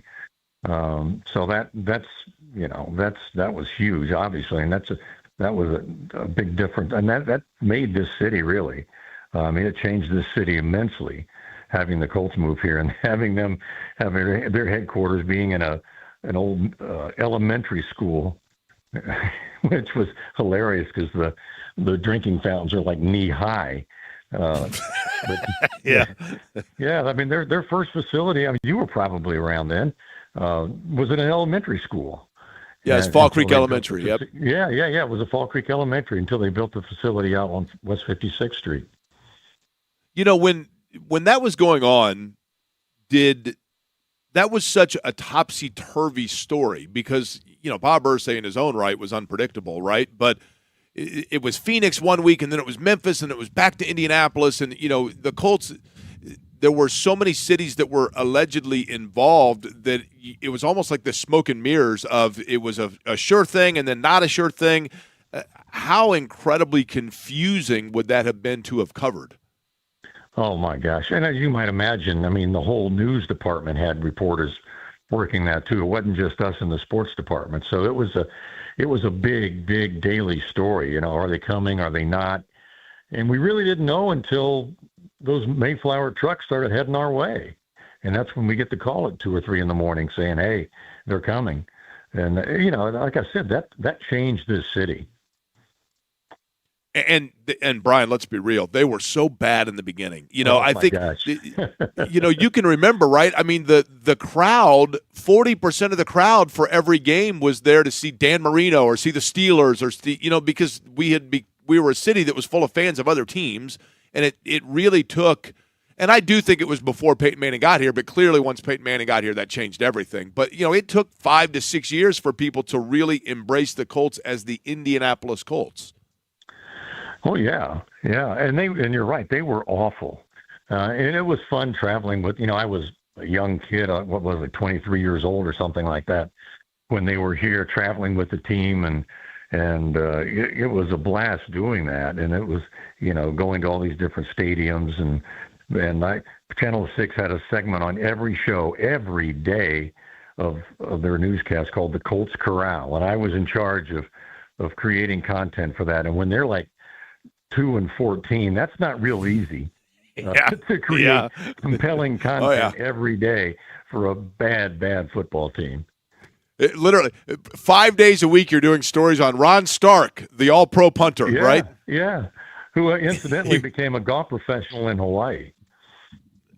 He looked like a natural athlete, man. That is not surprising in any way, shape, or form. All right, lastly, I want to know this. Give me your best, because everybody has one. Mark Monteith, who I know you know, Brian Hammonds is my guest here. Mark Monteith has a great theory where he said that there was a period of time where you could not get any 3 sports media members in the state of Indiana together and not have the conversation turn to Bob Knight within 5 minutes, which is a great theory, and it was probably true. During the time that you were at 6, and he loved Carnegie. I think Knight loved Carnegie, so that might have benefited you and might have been actually why Carnegie was the one more often than not in Bloomington. But do you have your own Brian Hammonds version of a great story about Bob Knight? Well, as a snot-nosed 18-year-old freshman at Butler, I was sent down to cover IU football games for Channel 6. And this was during the Lee Corso years, and they were bad. And so I did a man-on-the-street interview with a bunch of people saying, should Lee Corso be fired? And it aired. And, of course, a lot of the response was, yeah, he should be fired. Well, Bob Knight saw that and wouldn't talk to me at all. But then a few years later, we patched things up, and he realized that I knew what I was talking about, and when it came to basketball and this and that. And it got to the point where he would invite me to come down and watch practice anytime I wanted. And I'm a coaching geek. I love that stuff. So his thing was, just call me, let me know when you want to come down. Just don't bring in the effing camera crew with you. Okay, no problem. So I would go down and watch practice and just be mesmerized by him running practice and all that. So I had a decent relationship with Coach Knight. And in fact, several years ago, I was doing a PGA Tour event in Reno, Nevada, and he was out there fly fishing and came by and stopped by the booth to say hi. And so, we had a good relationship. But he was, I'll tell you this, though, when it came time to go to the tournament and either cover IU or cover Purdue, I usually chose Purdue because I could ask Gene Cady, hey, can you be in the lobby at 6 o'clock for a live interview? Or can I interview Troy Lewis live? No problem. You wouldn't get that with Coach Knight. So I usually choose Purdue. It's funny, and as you know, and I realized that he came in as you were leaving Channel 6. As a matter of fact, I think I asked you once, you did not cross paths with Ed Sorensen for an extended period of time. I think it was a brief period that you guys were colleagues. But, Ed always told the story about covering Indiana in the NCAA tournament and Knight absolutely going off on Ed on the tarmac in Boise. And then the next day calling him in and saying, I think we put on a really good show for the local people here. I mean, they really enjoyed the way that dynamic of the – so, you've got 20 minutes, we can do something tomorrow. Because he knew – I think Knight knew exactly how to deflect the attention and whatever else, but oftentimes it came at the cost of the media member. You know what I mean? Well, I'll tell you one more story. When Quinn Butner was cut by the Indiana Pacers, Knight went off and said, Pacers have no idea what they're doing. They're cutting a guy that is the heart of the team and yada, yada. And I went on the air that night. I was anchoring that night and said, Knight was out of line. He doesn't know, what he's talking about here. And then the next day, I'm down in Bloomington to preview the Purdue game or whatever, and to interview Knight, and he comes storming across the floor with that look that you've seen in his eyes, coming right at me, and I'm going, oh boy, this is going to be good. And he looked and he said, I saw what you said last night on the air. And I said, Coach, I'm sorry, but I meant it. He looked at me and said, you were right. He said, I was out of place. And I thought, holy cow. Wow. Yeah, that's rare, right? I thought I was about to get chewed up and down, but he said, no, you were right. I was out of line. That's pretty cool, actually. And, and that made Season on the Brink, if you recall, the comments that he made. I think he called it a Mickey Mouse operation or something like that. Yeah. Which was in a Season on the Brink. All right, Brian, I appreciate the time as always. And as this thing continues, with Liv and the PGA, I find it fascinating. And maybe because I went through the unification and the split of open wheel racing, but I do see parallels there, and I find it fascinating. And would love, as this thing continues to go on, and if we get more resolution on it, love to have you back on to offer some insights as to how things might play out once we get a little bit more understanding of it. Hey, I know you took up the game a year or so ago. Are you still playing golf or not? I do. I play every Wednesday, and I just started 2 years ago. So basically this is my third season, if you will. Played my first round last week. I'm not great, but I'm at the point now where I'm capable of hitting that shot that makes you want to come back again. Good. We need to go play. Well, listen, cut yourself out 4 hours, and that's for 9 holes, right? I mean, it's a work in progress, but it would be a pleasure to play with you, no question about it. It would be an honor to play with you, but I can tell you right now, you probably would be able to offer me plenty of pointers, and they would be well received and well needed. I can assure you of that. But it is a good game for sure. I'm glad you're playing. Thanks for having me, Jake. I appreciate it. Appreciate it. Brian Hammond's joining us on the program. Really interesting stuff. Matt Taylor, I think, is here. I saw Matt earlier, and I was going to bring him on to discuss just obviously, the Colts, there is no offseason, right? We get through with the draft now, and I heard him talking earlier. He had a really interesting conversation that I was kind of eavesdropping on with Matt Taylor, the voice of the Colts, and we'll try to bring him on and get some insight as to what he was talking about. I also saw, by the way, we have – Caleb, I don't know if you happen to have the breaking news sounder. You may not have handy the breaking news sounder. This breaking news, Eddie Garrison is now on his second Tenderloin here at the Legends. Boy. Listen, Eddie is making the rounds, man. I thought Eddie maybe would pop on, say hi, say a few things. No, it has been all nothing but glad handing and grabbing and walking around and talking to people. And the food trucks are thrilled he came. Only guy I've ever seen that. Have you ever seen a guy that wears jeans to a golf course? You said that earlier, and I was like, that's an interesting choice, man. That is a real interesting choice. Although, listen, I am currently wearing a long sleeve fan t-shirt or a golf shirt. I'm wearing over that a Surfside hoodie and a jacket because it's a little bit chilly and we're in the shade, but it's a gorgeous day, an absolutely gorgeous day. And again, the purpose out here today, two things. Number one, golf, that goes without saying, and it's a beautiful day for it. J&V's putting up his jumpers along with James Boyd.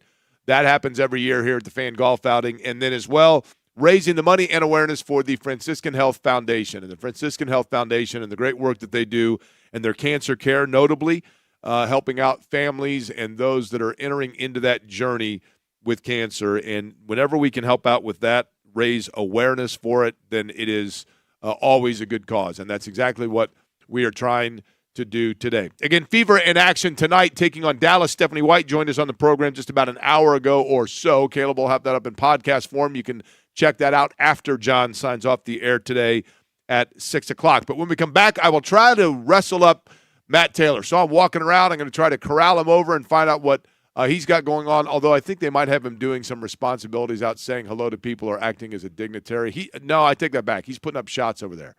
We're going to try to call him over. Matt Taylor will join us, hopefully, on the other side as we are at the Legends down here in Franklin. It is the Franciscan Health Foundation Golf Outing on 93.5, 107.5, The Fan.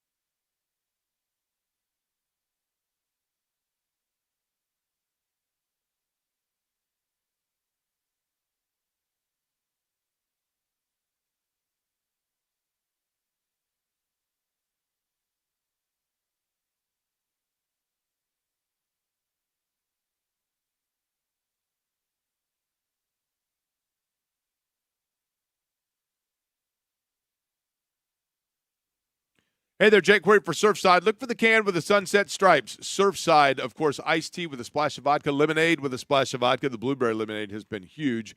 And Super Light, which is perfect right now for a day like this on the golf course. I'm talking about that sports drink that comes in 4 different flavors and has the same high quality of Surfside. It goes without saying. Look for it wherever you buy your favorite adult beverages. Surfside. Please be 21 and please consume Surfside responsibly.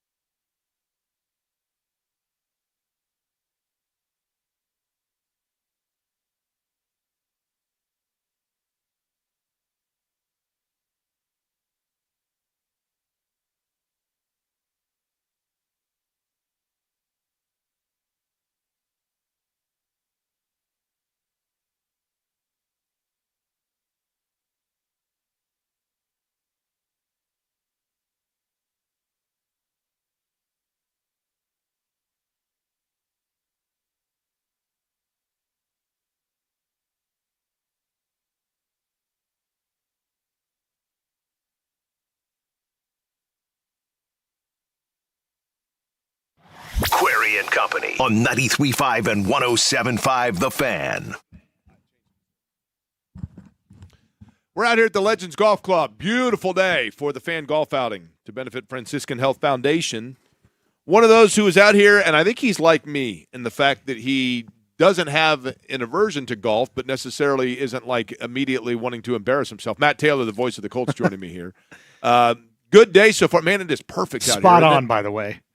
In terms when of it your comes golf to golf. fanaticism, yeah. That is 100% my attitude. Like, I'm just good enough now to not embarrass myself, but at the same time to be conscientious of the fact that anybody who plays with me is going to say to themselves, this guy sucks. You know what I mean? But I'm not going to totally humiliate myself. That's just it. Like, my dad and brother are really good at golf. They love to play. It kills them that I don't play because it would be quality time together with the three of us. And when I come out here and I tell them, I'm like, yeah, I'm going to play in this golf outing with corporate sponsors and all these bigwigs in town, what are they going to say? Matt Taylor sucks at golf. Right. I don't need that. Have you I don't golfed need before? that. I mean, have you done it before? Yeah, I've golfed plenty to know I'm not any good at it. Right. And I don't need it. Yeah, But I'm here to support.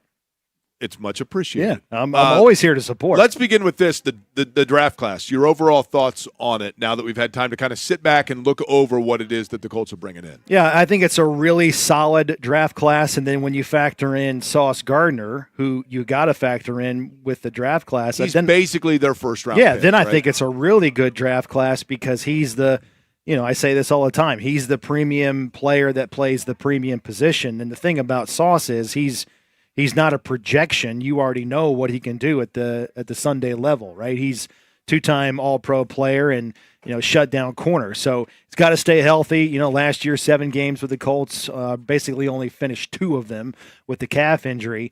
But you had a lot of things to replace, especially on the defensive side of the ball. You lost your starting linebacker. You lost your starting safety. You lost a starter at defensive end. So there was a lot of positions you had to replace. So you go starter for starter with Zaire Franklin and C.J. Allen, I think. You go starter for starter potentially with Nick Cross for A.J. Halsey. But then, you had other places you had to address with depth along the edge positions, at defensive end. In free agency, they addressed the defensive line, the defensive tackle. So I think it's a really solid draft considering all that they lost and what they needed to replace. I thought Kevin made this point, and I got to thinking about it. I think it's a really good one. If you look at the early drafts of Chris Ballard, and I think every general manager, Matt, falls victim to this at times, and it's understandable, of drafting guys based on the freak athleticism or the immeasurables, right? And hoping that means, and sometimes it works out. Nick Cross is a guy that was a great athlete, that was raw, and I think it worked out. He turned into a really nice player for them.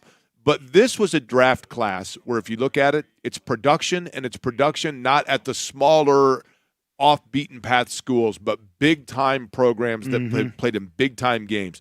Did we see in this draft, to an extent, the maturation or the humility of Chris Ballard? Well, I don't know about that, but you definitely – or the restructure of design. I mean, he definitely talked about that at the end of the draft and said that, that was a good observation by Kevin and others that pointed that out because they went 8 for 8 in terms of big boy football, SEC and the Big Ten, and it's production at those levels. It's multi-year starters. It's, the first 2 draft picks for the Colts with Allen and Halsey, those are 2 first-team all-SEC players. All right, so those are studs, and you got to have those considering, like I just got done saying, this feels like a transition year for the Colts because in years past, they don't normally lose 5 to 7 starters. They don't lose contributors and leaders on the defense, guys that have been there since 2022 with Zaire Franklin and, letting Kenny Moore, Sika Trey, like those things just don't typically happen. So it feels like a transition year in terms of personnel. But as we all know, it's not a transition year when it comes to expectations. I mean, Carly Ursay Gordon at the end of last season in January, I mean, she lit the fire.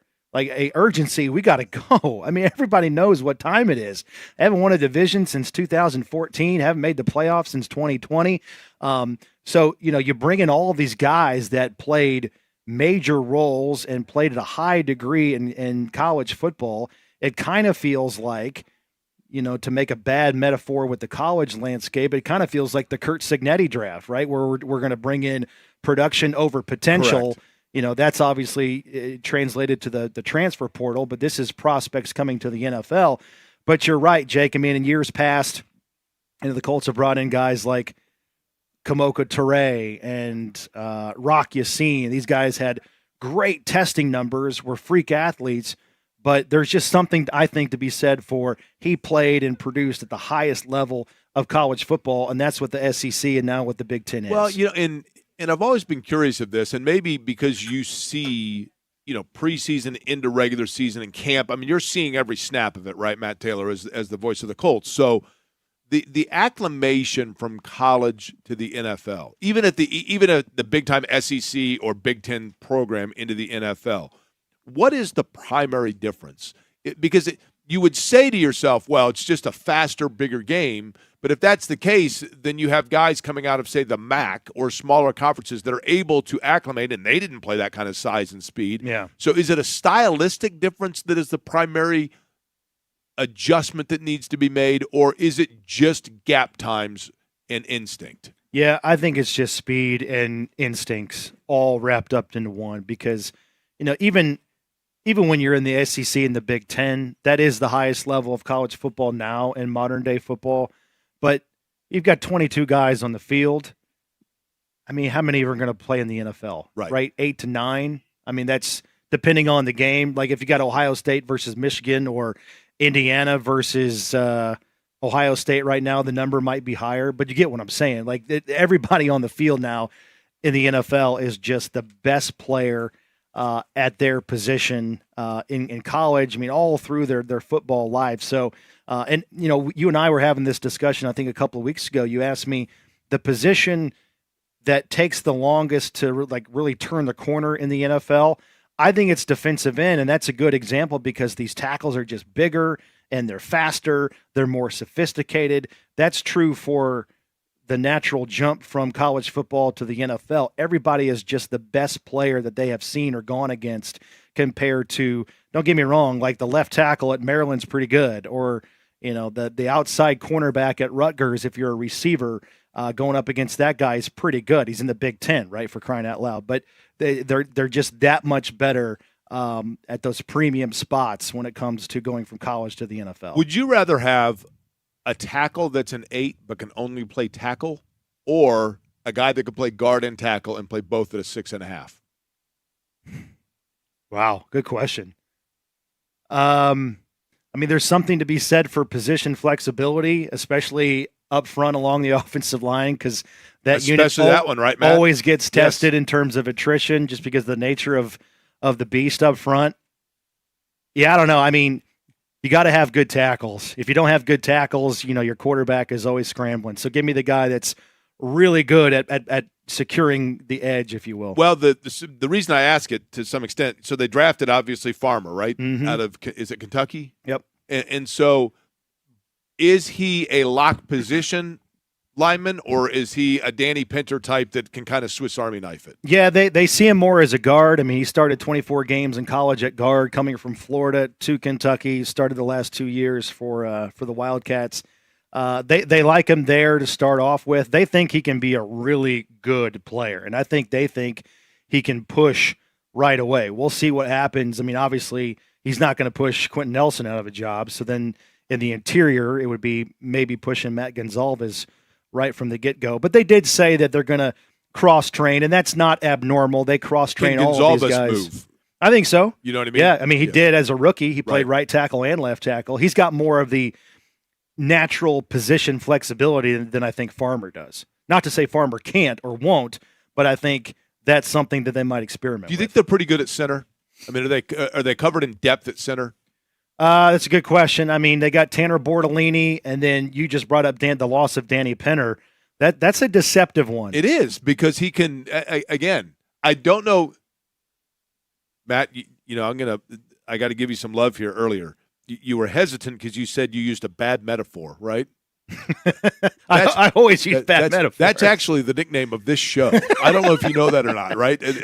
I walk down the street, and it's not usually when I see people on the street. That's why you and I are cut from the same cloth. I need it explained to me like 4 different ways. Couple of steps past walking past people, then I hear bad metaphor. Yeah. They mention it. They're like, that's the guy with the bad analogies. But here's one of those bad metaphors.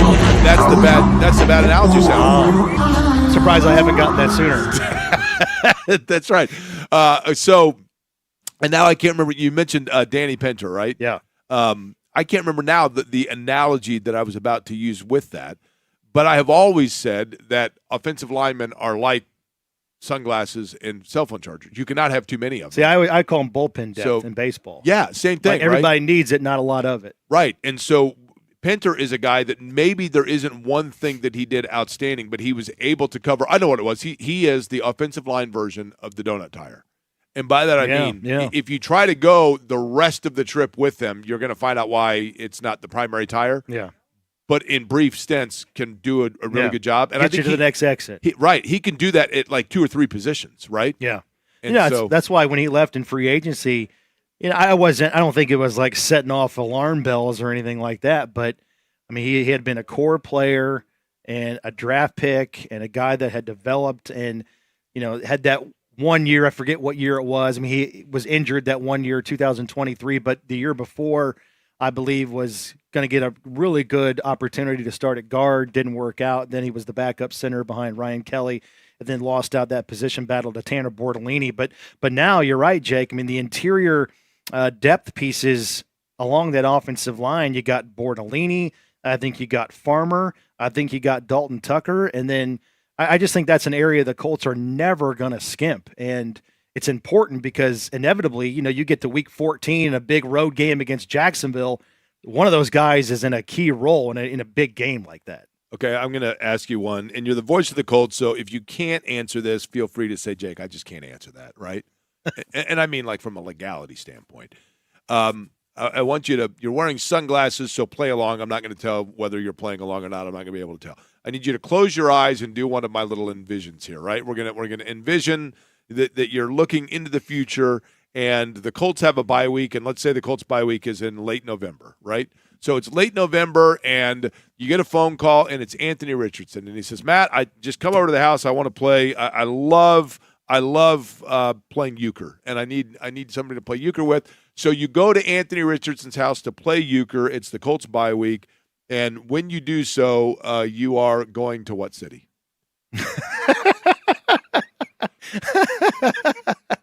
First of all, I love euchre. I could play euchre for hours upon end. What about hearts? You play hearts? Hearts is good. Okay. There's a game called Whist is good. That's a trump game. Oh Hell is a good trump game. I don't know. It's a really good question. You know, we stay away from politics on this program. So, you know, the oh hell Trump game. Oh hell. You know, yeah. I mean, yeah. come on. There you go. Put those words together. That's right. Yeah, I don't know. I mean, here's what I'll say about Anthony Richardson in the trade. You know, is it probably in everybody's best interest that, you know, he try to find a new destination given the circumstances and what's played out? Yeah, I think so. But that's not to say the Colts are just going to give him up for nothing. And they don't. My stance on Anthony at the end of last year, given his eye situation, was he's still just oozing with talent. I mean, he is so raw. He's got still so much potential.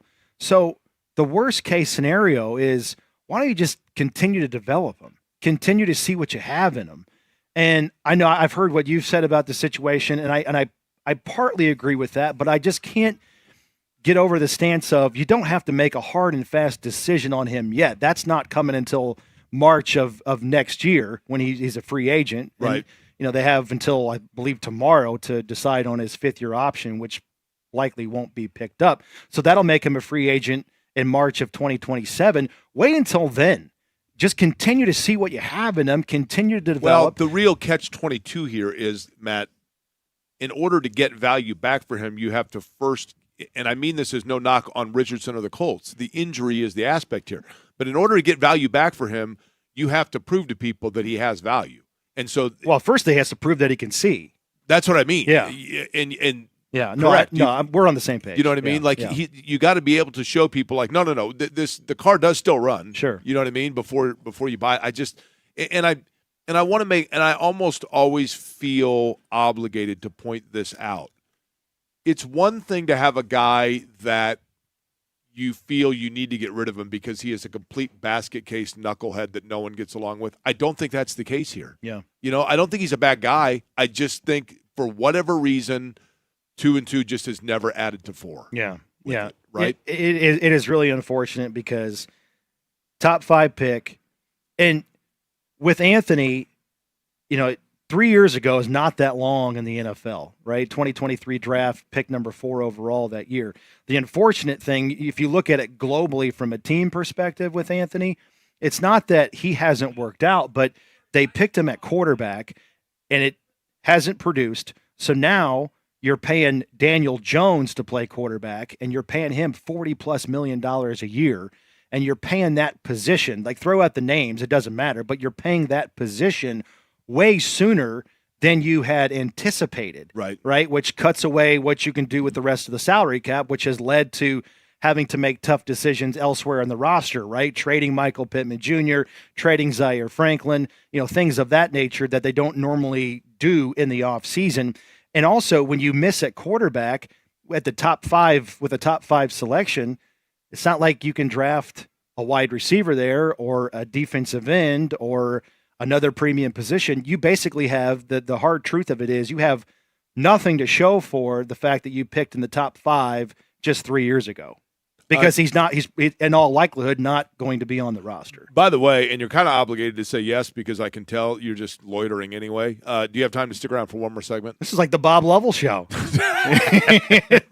Like driving around. Coach, you played well for you. Coming up tonight. Hey, can you hang on right there? Do another segment, brother. Coach, who played well for you? What's next? Matt Taylor will return with us on the other side.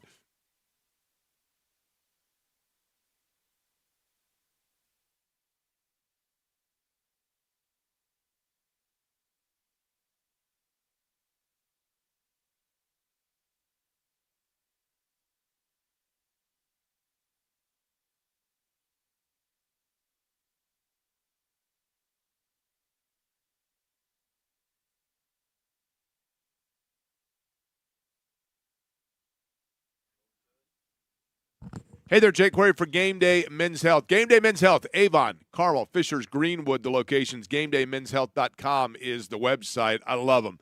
I love Scott up at the Carmel location, for example, because when I went in, immediately made me feel at home, and we were sitting there talking about the different things for me, being a guy in my 50s, that Game Day Men's Health can do for me, or guys in your 40s, or whatever it may be. If you're just getting that middle of the day where you're like, man, I just get tired easier than I used to, or if you go out and you're running, you're playing pickup basketball, maybe you're golfing, you feel that soreness and the recovery time takes longer than it used to. Game Day Men's Health is there to help you get back in the game with a game plan that is designed for you, not just some pamphlet that is one size fits all. No, they want to sit down with you and say, here are the therapies that we provide: peptide therapies, testosterone replacement therapies, weight loss therapies, all of it available right there from Game Day Men's Health and designed for a game plan custom made for you. That is the key. Great folks, very relaxed environment and efficient, in and out in under an hour when you go into Game Day Men's Health. Look online at the different therapies they provide. Make a consultation appointment. Go in and find out what they can do for you. It's GameDayMen'sHealth.com. That's GameDayMen'sHealth.com.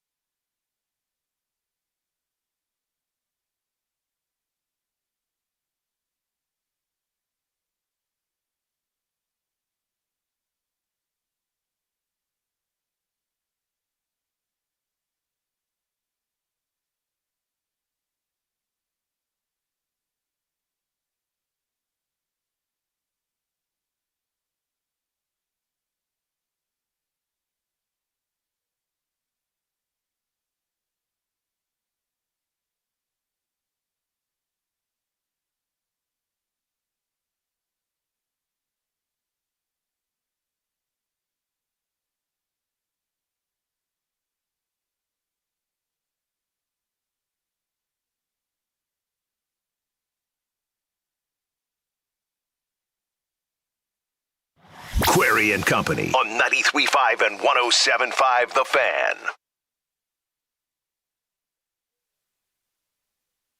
He didn't know he was going to do so for the rest of the show, but I'm obligating him to it. No, I'm just kidding.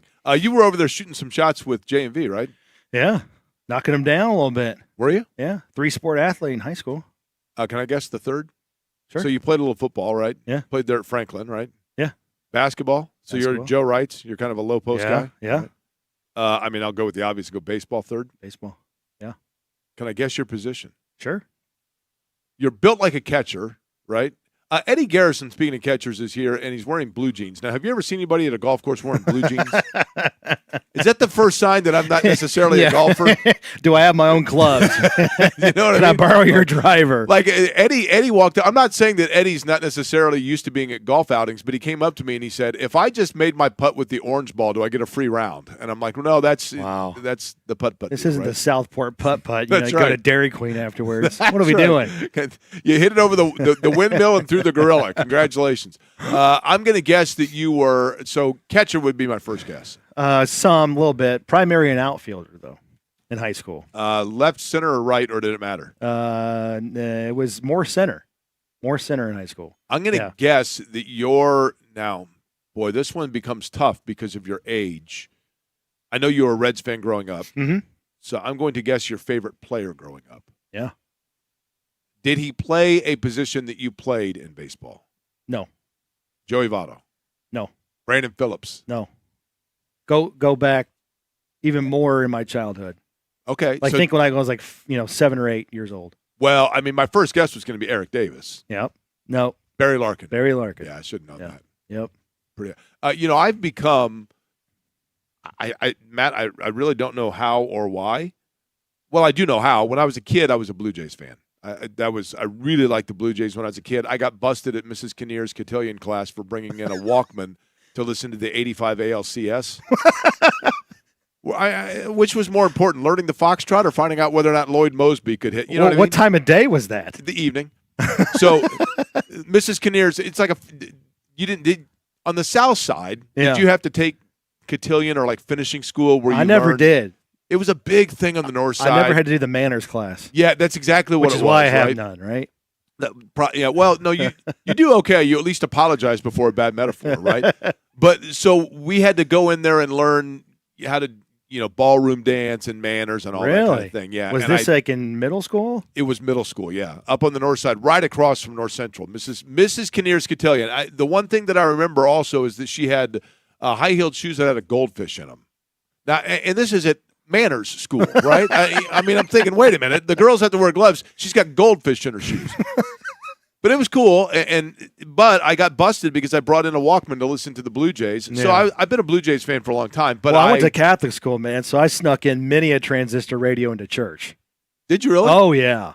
NCAA tournament opening days? March did they ever- Madness, the Westwood One on Yeah, it's the best. the old 950 frequency. The best. Yeah. Oh, yeah. Well, the best thing about 950 when they first started doing radio also was the signal wasn't great, but it didn't matter because Rakestraw was hosting, and if you stood outside in certain areas, you could just hear him naturally anyway, right? Just shouting from the circle. So it worked out okay. Come on, man. No, I love Don't be Greg. taking shots at Greg. That's not a shot. He projects well. He does.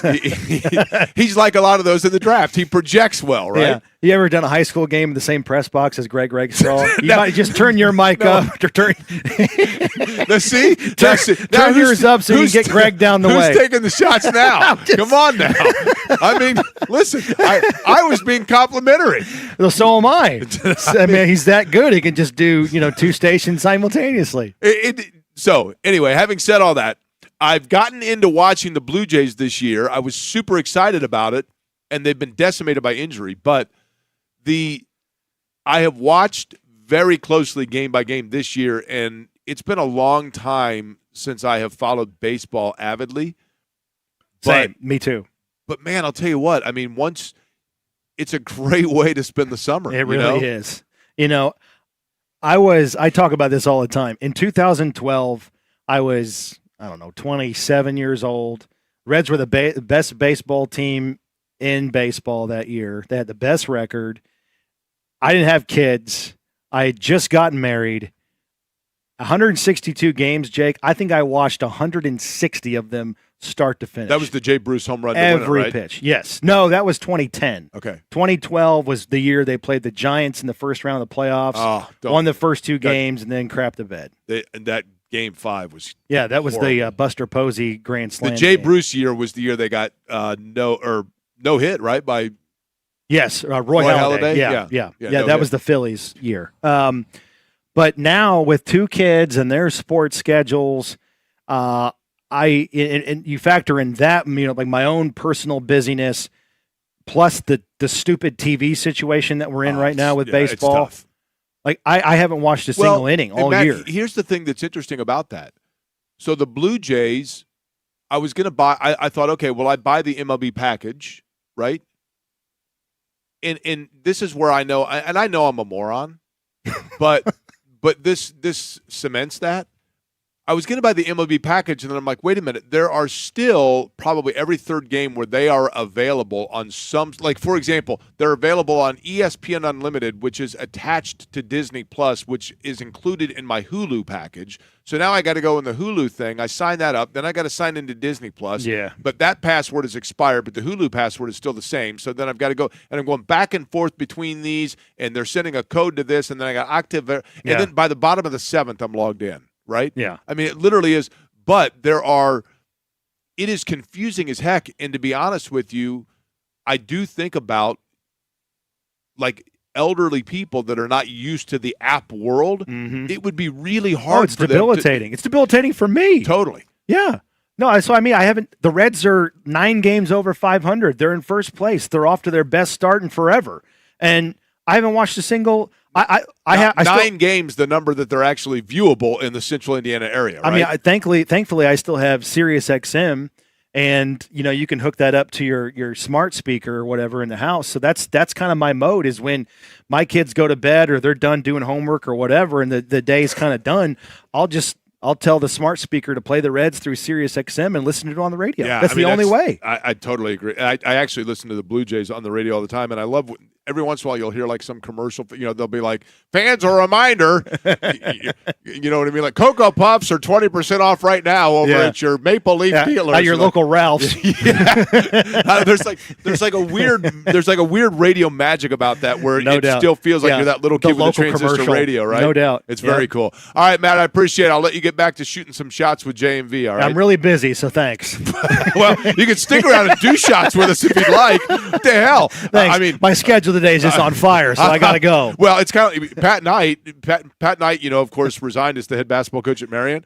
And when I asked him if he wanted to golf today, I sent him a text and I said, "Do you want to participate in our golf outing?" And he wrote back and said, "Let me check my busy schedule." 5 seconds later, he said, "Yes, my schedule is clear." Yeah. So he's out here golfing. I'm free that day. He's golfing with the Colts guys, as a matter of fact. Yeah. We'll take a break. We'll come back, reset it. I think James Boyd might get us a recap on who's shooting well over in the basketball shooting zone, and maybe it's Matt Taylor.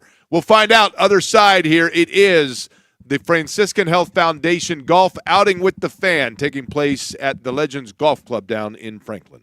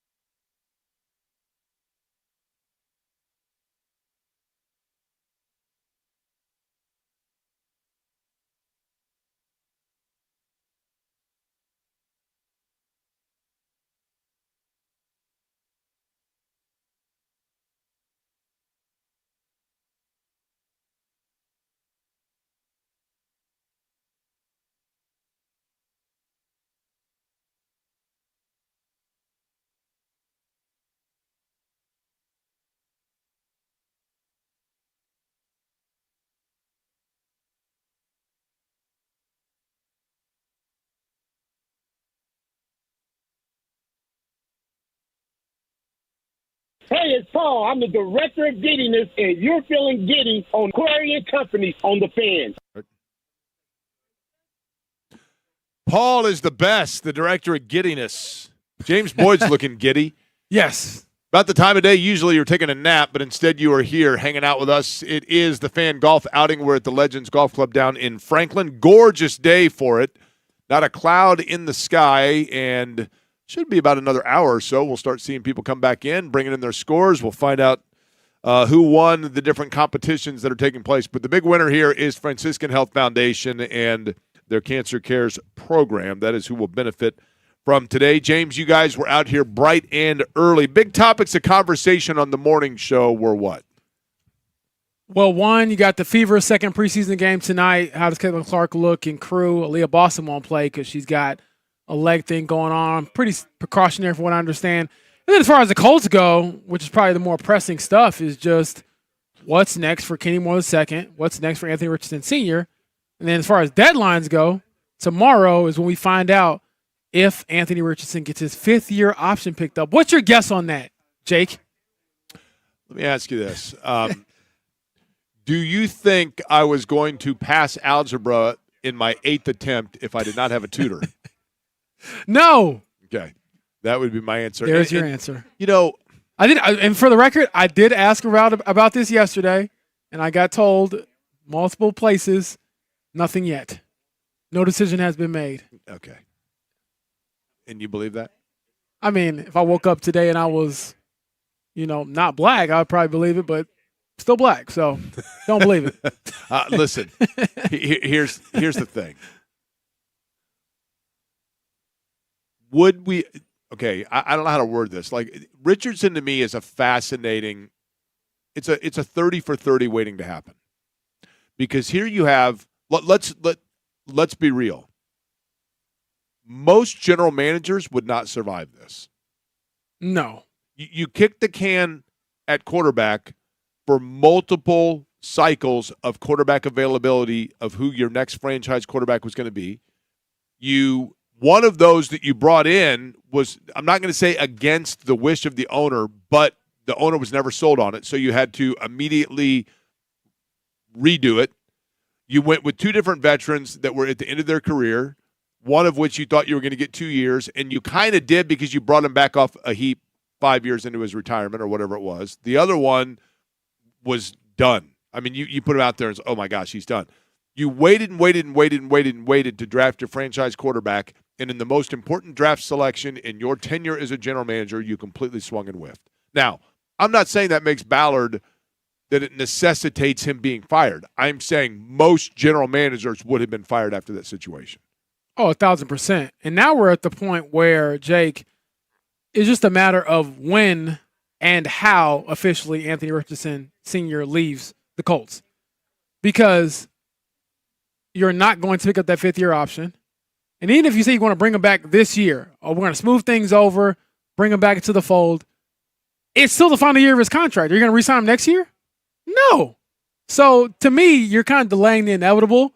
Whether you trade him or cut him or whatever, you've hitched your wagon to Daniel Jones, for better or worse. You gave him $88 million, and I don't know about, the whole – look at it like you're dating someone. You spend big money on the one girl you want to go out with. I ain't about to be worried about the other chick. Like, sorry, right. but no moved question. on. I mean, they've moved on, right? Yeah. Now, but the value right now, the biggest value that Anthony Richardson presents for the Colts organization is justification for Chris Ballard of having him. That's it. That's his only value, right? Yeah. And I go back to this, James, and I'm going to use a situation that I fall back on a lot, and maybe it's a weakness that I always use this example, okay? But I recall vividly in the LeBron James remember the LeBron James, I'm taking my talents to South Beach, right? Yeah. Every franchise in the NBA was saving assets to try to make the big push at LeBron James. He ends up going to Miami, right? The New York Knicks, who many thought that that's where he was going to go because of the market, right? The media market. So New York had cleared all this space to get him, and instead, because they didn't get LeBron, they went and they got Amari Stoudemire, right? Then it was, okay, they can save face if they get somebody to partner with them, and everybody in New York wanted it to be Carmelo Anthony. He had New York in his background. Yep. His time was coming to an end in Denver, and so New York media and fans are going crazy saying they have to get Carmelo Anthony. The brass of the New York Knicks says and goes to the owner and says, we don't need to trade for this guy. He's signing here as a free agent. There is no reason to trade for him. He's going to come here as a free agent. And the owner then oversteps the brass and goes ahead and trades away 5 pieces for Carmelo Anthony, right? Yep. There's no reason to do that if you know that you're going to get the guy as a free agent. So if you are a franchise right now in the NFL and the Colts are calling trying to make a trade for Anthony Richardson, why in the world would you trade for him knowing he's going to be a free agent? That's where the Colts are painted into the corner here, right? 1,000%. And then on top of that, you can't tell us definitively if he can see. I mean, that's the. I mean, come on. The problem is right now. I was just telling Matt this. They have to hold on to him because they need him to play and go through reps in the preseason so they show that he still has value, right? Absolutely. And I'm very curious to see how that works because those preseason reps, in theory, should at first go to Riley Leonard if Daniel Jones isn't cleared right away. And then, to Anthony, like you have to prove you can see and play the game of football because as much as people floated the idea of like, okay, you get to day 3 of the draft. Which one would you rather have, Anthony Richardson or a day 3 quarterback for a 6th-round pick? It's probably Anthony if he can see. But if you can't prove to me that you can see, then why would I give up any assets for you? Have you seen Anthony? When's the last time you saw Anthony Richardson? Myself in person was the last day of the season, maybe? Locker cleanout day?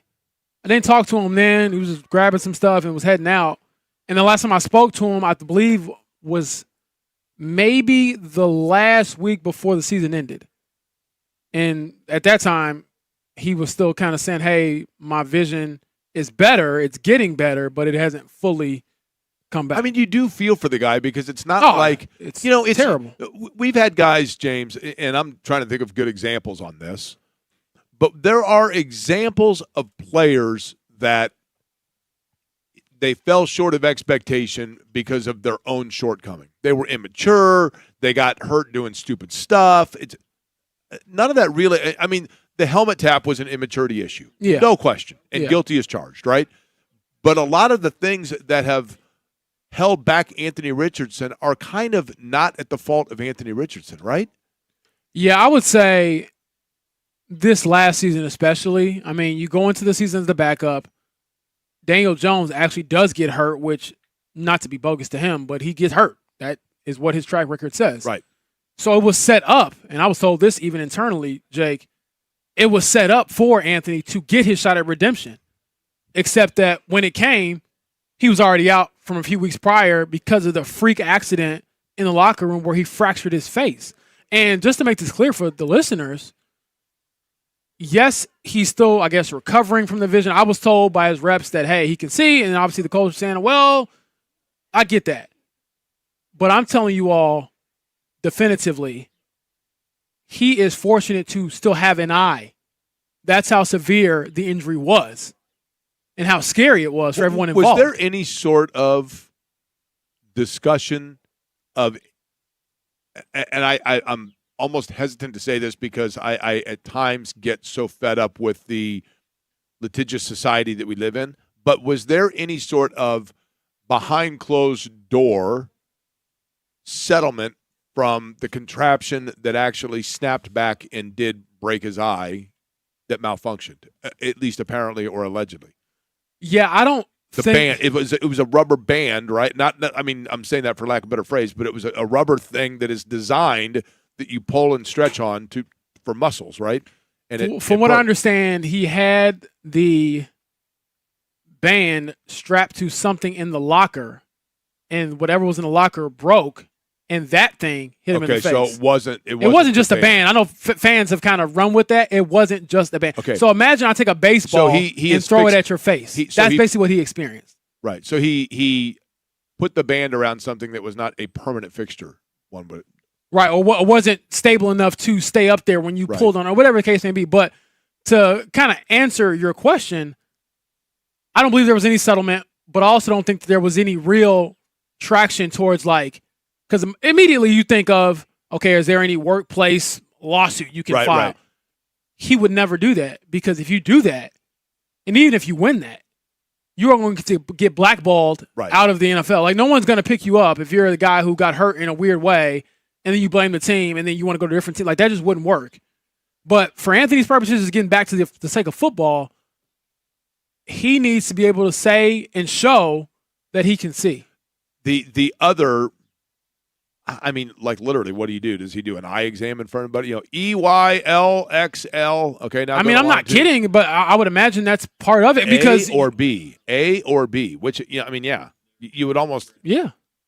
Now, The other thing that was asked about Anthony Richardson in the early years to the point of almost exhaustion, but I wonder now if it's not, and you tell me if it is in any way, shape, or form you think been explored, and that is if the Colts are not able to move him, could he have value at a different position? No. And I know people keep bringing this up. Would you move him to tight end? No. And this isn't being mean to Anthony. This is just laying out the facts. He has had a multitude of injuries in his career as a quarterback, the most protected player on the football field. And you want him to go across the middle and catch passes? He's going to get hurt. But also, from just the idea of switching positions, he will never do that. Never. It's not even a conversation. You don't think he would agree to it? No.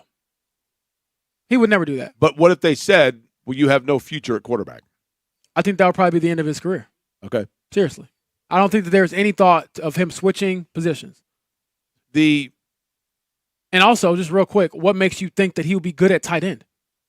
No, I get it. I'm not saying you. I'm just saying the general public. Okay, let me answer that. If we were in high school debate class and I'm being given the assignment to answer that, so that I'm not saying that this is me saying this right here, okay? But because you asked. So ask me that question again. What makes you think he'd be good at tight end? What makes me think he would be good at tight end is that every characteristic the Indianapolis Colts have told me they covet about him has everything to do with everything but playing quarterback. They tell me he's strong. They tell me he's fast. They tell me he's elusive. They tell me he's deceptive. They've never told me he can throw a football. They've never told me he can read a defense. But the things that they've told me are things about him that are intriguing to him that make him a non-traditional quarterback player. So if the quarterback equation is taken out of that, then I take advantage of the characteristics about him that were listed as attributes, none of which have anything to do with being Dan Marino. And that's my answer. Are you failing me on my answer? I'm definitely failing on the answer because I think your argument is very strong, but again, I think it loses all legs because he just won't do it. And I get I don't think that he should do it. Okay. Seriously. I don't think, people think that you can change positions like it's Madden and you're going to be good automatically. It would take him years to become an NFL caliber tight end. I have talked to coaches and players about this. Tight end outside of quarterback is one of the hardest positions to learn how to play because you're a receiver and you're a blocker. You're a lineman and you're a receiver. The problem with putting him at tight end would be this. Now, ask me the question. Now we're in debate class in high school, right? So now I have to answer from the other side. So ask me the question again, and I'll give you the counter answer. Go ahead. Ask me the question. What makes you think he'd be good at tight end? Well, actually, I don't think he'd be good at tight end, notably because the thing that's held him back from playing quarterback is the fact that he himself in his most recent injury, not the eye one, but the football one related, was because he couldn't pick up the most simple blitz that literally the ladies that were knitting in the crowd in 1985 could have recognized. And if he can't recognize that from the quarterback position, there's no way he can pick up a blitz as a tight end, which is one of the roles of the position, right? That to me, that's the biggest detriment for him playing elsewhere is I don't know that he can recognize coverages. Honestly, Jake, I forgot about that injury because it happened in the preseason. I'm thinking of all the regular season injuries. I forgot that happened. Yes, that was a huge stain as far as the QB competition at that time. Correct. Against him. Correct. Because everybody else is like, how do you not see that coming? I mean, that dude came clean off the edge. And that was when he could see. Right? Yeah, seriously. And jokes aside, that really was before the eye injury. He didn't have the vision, ironically enough, right? Now, having said that, I want to know if Anthony Richardson's greatest contribution to the Colts is the following. Is it possible that Anthony Richardson's greatest contribution to the Colts is the fact that in the 2026 draft, which may possibly have been Chris Ballard's last hurrah at a draft, we'll see. Yeah. The Colts finally went with production. And they went with guys that have shown not that they test well, but they perform well. Yes. And they finally went with that. And is that because the final contributing act of Anthony Richardson is he finally got it through to them that you have to go with what's on tape as opposed to what's in the combine? I think that can be part of the equation, but I think a lot of it has to do with the fact that they hitched their wagon to Daniel Jones because he quickly showed that he was more of an NFL caliber quarterback than Anthony. And because of the success they had last year, they're trying to, quote unquote, win now. And you have to win now with players who can play now. Right. Because we look at the 2022 class. Well, they also are in position, James, where some of the guys they drafted, they knew they got to play now because they didn't have anybody in that position. I was getting to that point. That's a very good point you make. But we go back to the 2022 class, right? Last time they didn't have a first-round pick, and everyone says, oh, it's a great class. Bernard Ryman, Nick Cross, Alec Pierce, they all became starters and got paid. And I know Nick left, but he got paid. Those three weren't day one dudes. It took them about half a year to become players. And you don't have that really time frame this year, especially if you're Chris Ballard. This is my last year. I mean, to put it into context for the listeners, no one really ever allows their head coach or their general manager to go into the final year of their contract. Usually that's a sign that you're a lame duck general manager, that your contract's up, you're out of here. So with all that in mind, it puts so much pressure on this year for you to win now. So you had to get guys who can help you not 2 years from now, a half a year from now, tomorrow. And I do think that they did find a couple of those guys, and TJ Allen, AJ Halsey, those two should be starters. And then also just looking at a guy like Caden Curry, 6th round pick. Why not take a flyer on him? Because the dude was a stud last year. On a 1 to 10 scale, 10 being the most, 1 being the least, Chris Ballard's job security is what? 4. I'll probably go 4. Because I look at it like this. This is Carly Ursay-Gordon's first full offseason. Correct. With him. I asked her the last time we spoke, not at the owners' meetings, I want to say maybe at the end of the season, so back in like January. Would you extend Chris Ballard? Will you extend Chris Ballard? And it seems like a dumb question, but again, for context, no one really lets their GM get to their last year of their contract. And she told me at the time, ask me that question next year. Well, by then it could be some changes. He could be here, he could be not. So I think that she kind of put it out there, and maybe I'm reading too much into it. I view that as prove to me why you should keep this job. And if you fall short of the playoffs, in my mind, I don't think you should keep it. Okay, do you want to James Boyd, by the way, from the Fan Morning Show, is my guest. You hear him every morning from 7 until 10, along with Kevin Bowen and Jeff Rickard. We are at the Legends Golf Club. It is the Franciscan Health Foundation golf outing with the Fan here today. James, you ready for one of the wild and crazy Jake Query conspiracy theories? Let's go for it. For the record, I do believe we went to the moon.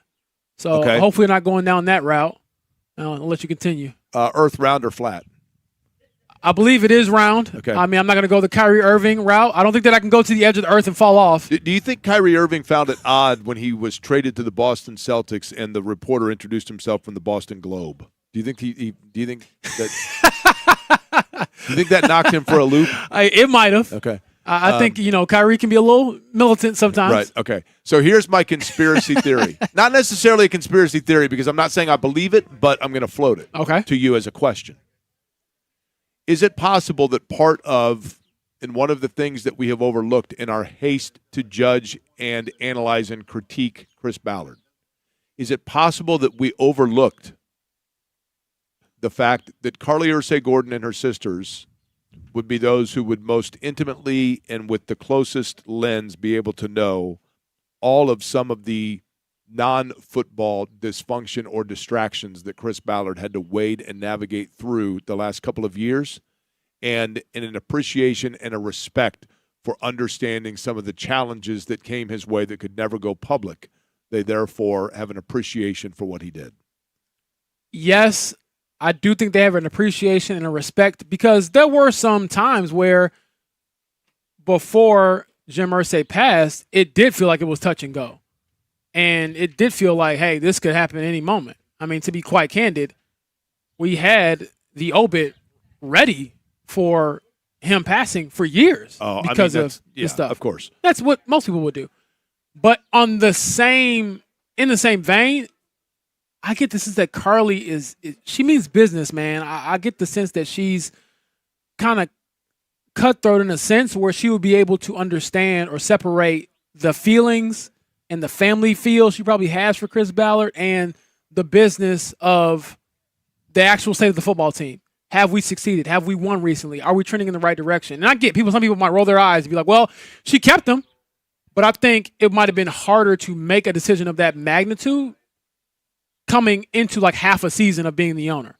Now, your dad has been gone for going on a full year. Here, you are unquestionably the leader of the franchise. You get to decide how you want to build it going forward. Yeah, I mean, I think and I've also wondered, James, if there isn't, when I say appreciation, but Carly Ursay-Gordon taking over, and I know that she's been around it. I mean, it's not like this is somebody that was living in Santa Monica on a trust fund, and then all of a sudden it was like they got the phone call, like, guess what? Right, you got to come back and right. run the franchise. She's been around it, right? Yeah. But in terms of her first full season of being that involved with it, did she, and is it possible that she said basically to Chris Ballard, like, I don't have time to get into the football stuff just yet. I have other stuff from a business standpoint, from a tax standpoint, from a bequeath standpoint that we have to navigate through.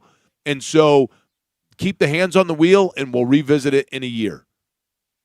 I've always wondered if that wasn't also, and I know that we're being overly speculative here. Yeah, I don't think so, Jake. I mean, we were at the owners' meetings with Carly Ursay-Gordon a few weeks ago, and she's sitting there breaking down the different values of man and zone coverage with cornerbacks. Like, she's that into it.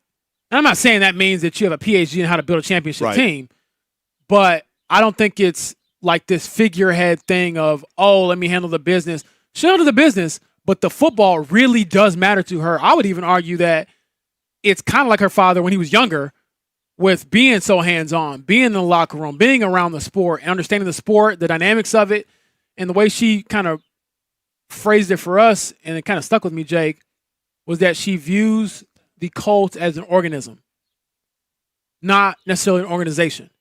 Like, organisms live, they breathe, they do things, you know what I mean? They feed off of other parts of it, right? Right. And so she, I think, is really trying to learn all of it in totality, but certainly not neglecting the football part and saying, hey, do your thing. And then in fairness to her and really to common sense, Chris Ballard hasn't earned that leash. If this were the Pacers version of this, and it's like, you know what? Things are kind of crazy right now. Kevin Pritchard, I'm going to let you do your thing. I trust you. You've built this. With Chris Ballard, you can't say the same thing. By the way, I'm going to obligate you to stick around because I want you to answer this question for me on the other side. Okay? Okay. You've got one of our lengthy commercial breaks, not really, to figure this out. Here's your question. You ready?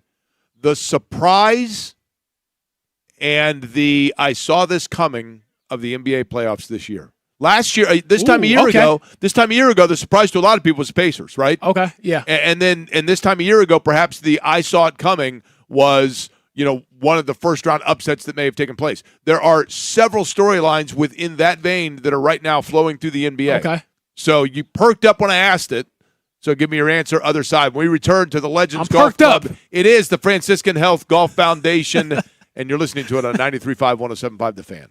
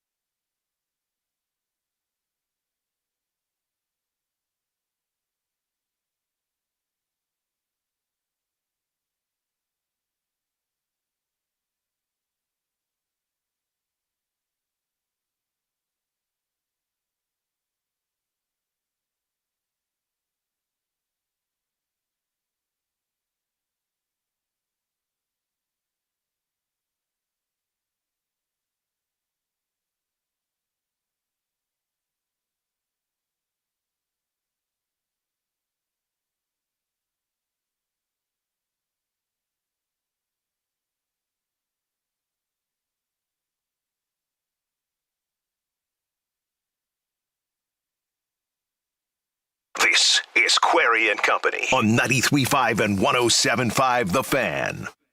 Caleb Zuber spinning the hits with one of my favorite songs of all time. This song is so good. Come on, Eileen. As a matter of fact, when I was in London, had I had an extra day, I was going to go find the street corner where the music video was made. That's how much I love this song from Dexy's Midnight Runners. Gritty wanted to know, by the way, am I wearing women's clothing today? No, I'm not. But let me tell you something. That women's zip-up pullover dealio that I was wearing, I had not one, not two, 3 different people stop me just out in the general public, walking around, and they're like, excuse me. And I'm like, yeah, I'm like, this might be uncomfortable, but that sweatshirt is very sexy. I'm like, well, thank you. Yes. It was a women's 5XL. So, James, I went into a store. They had like it was 95% off. The sale was 95% off. So there was a super cool zip-up hoodie. Okay. And I put it on, and it was like $3 because it was 95% off, or I think it was $4. And then I looked at it, and it was a women's 5XL, and it was a little big on me. So I don't know, like, what woman would be wearing it per se. I mean, I'm 6'4", right? But nonetheless, not to say that there aren't women that would, but it's rare. But nonetheless, I put it on, and I'm like, this basically looks unisex. The only difference is I think the zipper's like on the opposite side, so to speak. I was going to get into this. Yes, I have experienced this, my friend. I look European now. Like all the clothes that I buy in Roots Canada, all the zippers are on the other side. Yeah. Canadians do it, I guess, like the Brit way. I think they're part of the I didn't know empire. that. Okay. Yeah, I think they're still part of the empire. They didn't participate. We gave them option 1776. Okay. They deferred. Okay, fine. Zippers other side for you. Okay. You have that. But am I a fool for that, or am I smart because I didn't care about the fact that it's a women's sweatshirt and I wore it? Oh, you're smart. I mean, I'm technically wearing women's sneakers right now. I think they're pretty sweet. So. Really? Just get your size. Yeah, they're like, I don't know. What size shoe do you wear? 10.5 in men's, 12 women's, I guess. Okay. All right. Fair enough. All right. So if I like it, I'll wear it. But also, I worked at a assisted living home way back when. That was my summer job. And being a skinny dude, they didn't have any like shirts left, so they gave me like a women's medium. And that's when I found out that the buttons go the opposite way. So I wore a women's medium like button-down shirt to work for like 2 or 3 years. Okay. You worked there for 2 or 3 years in summer job? Summer 2 job. or 3 summers? All right. It was great. Okay, NBA playoffs underway. I want to know, first off, your surprise of the playoffs, the thing that has happened that you have been, you double take it every time. Probably that the Orlando Magic have Detroit on the brink like this. I didn't think that Detroit was like a great number 1 seed, but Orlando looked so bad in some of these games toward the end of the season, even in the play-in, like they barely survived, it seemed like. And then now they're on the brink of knocking off the number 1 seed. Now, does that tell us more about Orlando or Detroit? Because Detroit, I watched Detroit at the end of the year. They played the Pacers. I think it was the last game of the year for the Pacers. They played Detroit. And I came on the air the next day, and I said, I feel really good about where the Pacers are and what the Pacers are because of the fact that they're going to come back. And I know next year is going to be an acclimation period, but Detroit, if that's the best the East had over the course of the year, and I mean that as no disrespect to Detroit, but there was nothing about Detroit where you looked at them and said, man, it is going to be really tough to knock them out over 7 games, which made me feel very good about Indiana's chances once they come back and assuming they can stay healthy and reacclimate. But Detroit is just young. They it's almost like it came together for Detroit too quickly, and they haven't learned the rigors. The postseason is a different deal. It just is. Absolutely. I mean, they've gone from 16 wins to 60 wins in 3 years, which is crazy, which is commendable for them. But, yeah, I just didn't think that Orlando was any good, and I still don't think they're any good. But I think the playoffs exploit and show a lot of what your issues are. Like, for example, when the Pacers were rolling last year, there wasn't one guy they had to heavily rely on.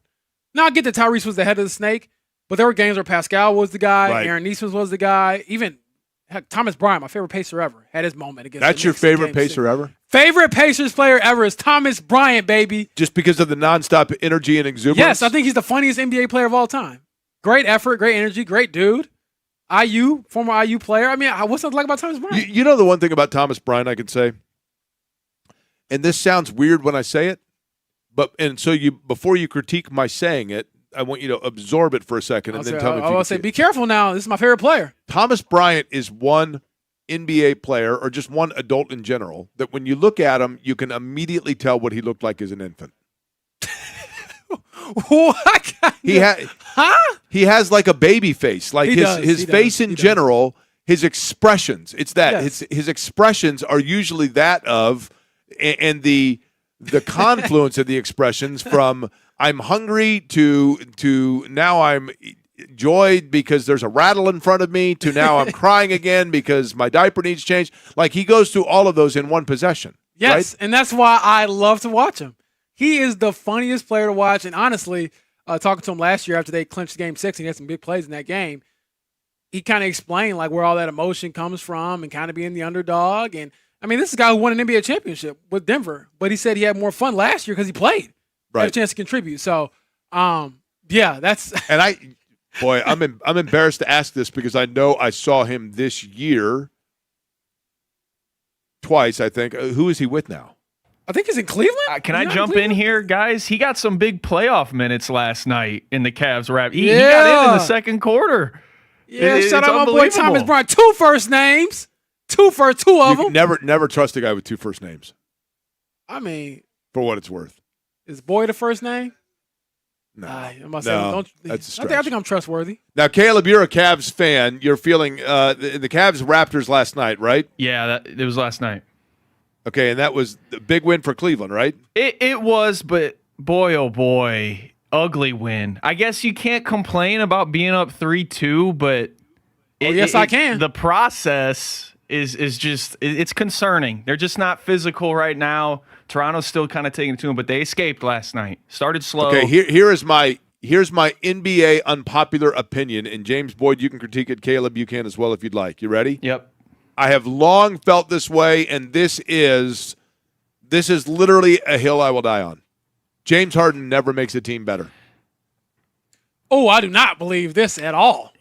No chance. Listen, I think the Houston James Harden against those Golden State Warriors teams. Oh, he definitely made the Rockets better back then. Jake, I think he makes big men better. Like you look at some of the big men he's played with, like Clint Capella, like his career changed with James Harden. I don't think he would be the guy he was. I think Mobley's been better since Harden got there. You look at guys like that, but I think what you're getting at is the playoff struggles, which I have thought about a lot over the last couple days and weeks, for sure. See, that's the problem in Cleveland. Y'all ain't got the same type of nightclubs as Houston. That's very to get true. my boy James Harden in the right mood to play. That's right. In That's Toronto, right. he played terrible. Come on now, you trade for the guy. You got to accommodate him. My thing is this.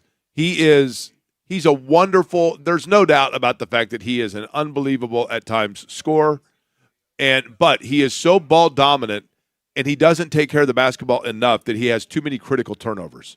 And I don't know that he makes other backcourt mates better. He's too ball dominant.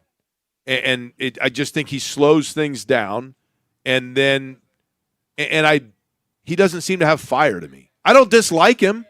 I like the beard. Seems like a decent dude. I like the fact that he's nocturnal. I can relate. I was going to say, if he were playing for the Atlanta Hawks right now, he'd be a champion. Magic City. Lot of wings. Would be a champion. You know this, Caleb, while you laughing.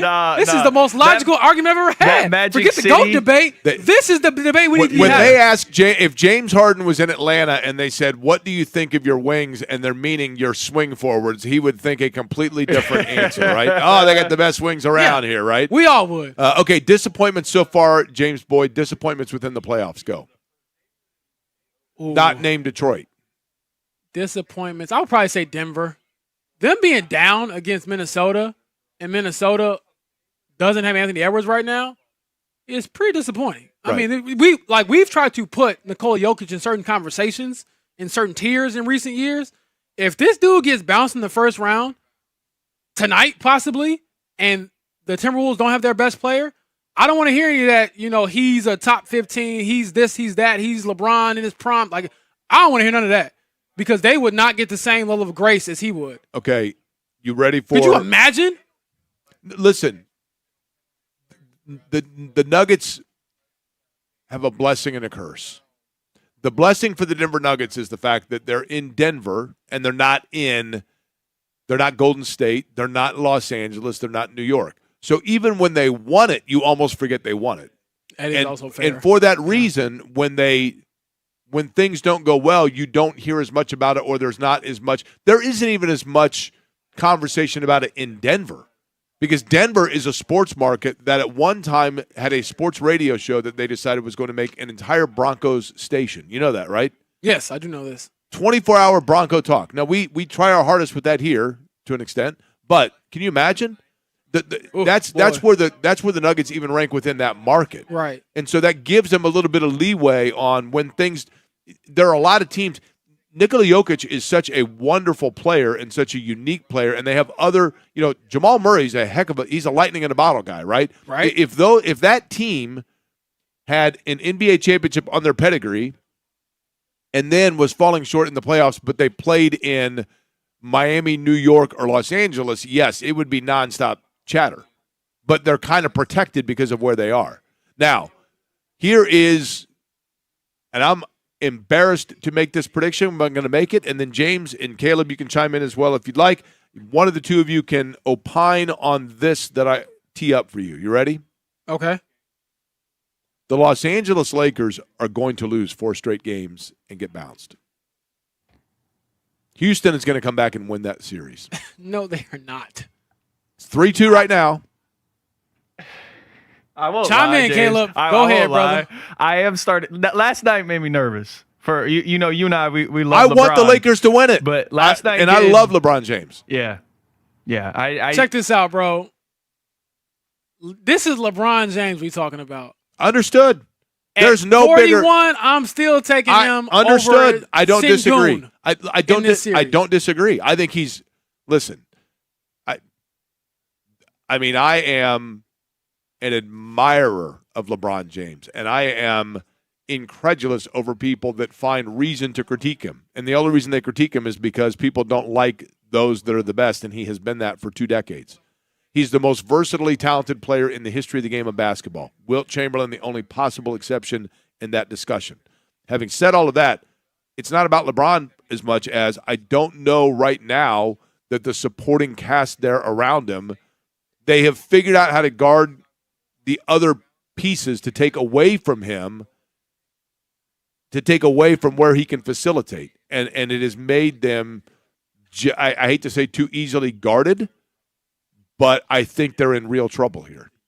The Marcus Smart games have went away, James. That's the thing. Their games 1 Marcus through Smart, 3, he was going. Yeah, Marcus Smart played pretty dumb last night. That was heir apparent, and the Twitter was not kind to him. I was certainly looking for his name. But I just go back to this. How much do I trust people like Tari Eason to make threes? I understand. Good point. And others. I understand. Like, it's kind of like I feel the same way with Steph Curry. Like, until I see this person like dead in the body, and I don't I'm know never gonna this. believe it. I don't know this, so my apologies for asking. What is the status of Durant? He's out for Game 6. But if they go to 7, I believe he'd still be out. okay, because I mean that's obviously a big factor there. But I mean, if he is able to go? And the home court as well. I mean, there are multiple factors here, right? Yeah, but all somebody has to do. See, we're thinking about this the wrong way, Jake. Let me break it down. KD has some burner account somewhere trashing this team. Just dig it up before Game 6. Of course, no, I get it. Ruin the team, morale, and everyone starts looking at him sideways again, and then you go back to winning. Well, he's known for the burner accounts. This I know, right? No, I get your point. Seriously, there's a good reason to be nervous. It just about feels it. like it has shifted, and It has shifted. and the harm being that they have home court. Yeah. I mean, that's what I'm saying. And jokes aside, the longer the series goes, the old guy if they don't is get not it, going to be benefited James, from if that. they don't get it in 6, it's over. Nah, I just don't. Do you think they win a Game 7 on the road where they've lost 3 straight? Well, we'll be at home for the Lakers. I thought the Lakers are the 5 and Houston's the 4. No, they're the 4. Because Game 6 is in Houston. Okay, well then my Game 7 apologies. is I back thought home. it was the other way around. Yeah. I knew it was a 4-5, but I Yeah. thought it was the other way around. No, they won a Game 7 at home, I think. You would hope, but I'm telling you, I think I think you start to get your back against the wall, and LeBron James, it wouldn't be the case per se. Although I found it interesting that he recently admitted that when he was a younger player, the critique of him falling short in the playoffs started to get into his head a little bit. That's unusual for a player to admit that. Now, he's a veteran now, and so he's been through the ringer a little bit, but at least you know that that is the possibility. Dang, Cam, take me out to dinner first. Jeez. Oh, I'm sorry. There's some things going on, but underneath the table, and I'm like, hold on, brother. This is the family show. Cam grabbing on you there? Yeah, a little bit. Just making sure everything stays above board here on Query and Company. Well, what kind of company you keeping? He probably saw the women's shoes and Okay. didn't realize who he was dealing with. All right, Cam, if you need some help, brother, I got you. All right, we'll take a break. We'll come back, reset. We'll let James collect himself, and we'll find out what John's got going on as part of the crossover. Brought to you by the good guys at Love Heating and Air, love-hvac.com, 317-353-2141 from here at the Legends Golf Club to benefit the Franciscan Health Foundation. You're listening to it on 93.5, 107.5 The Fan.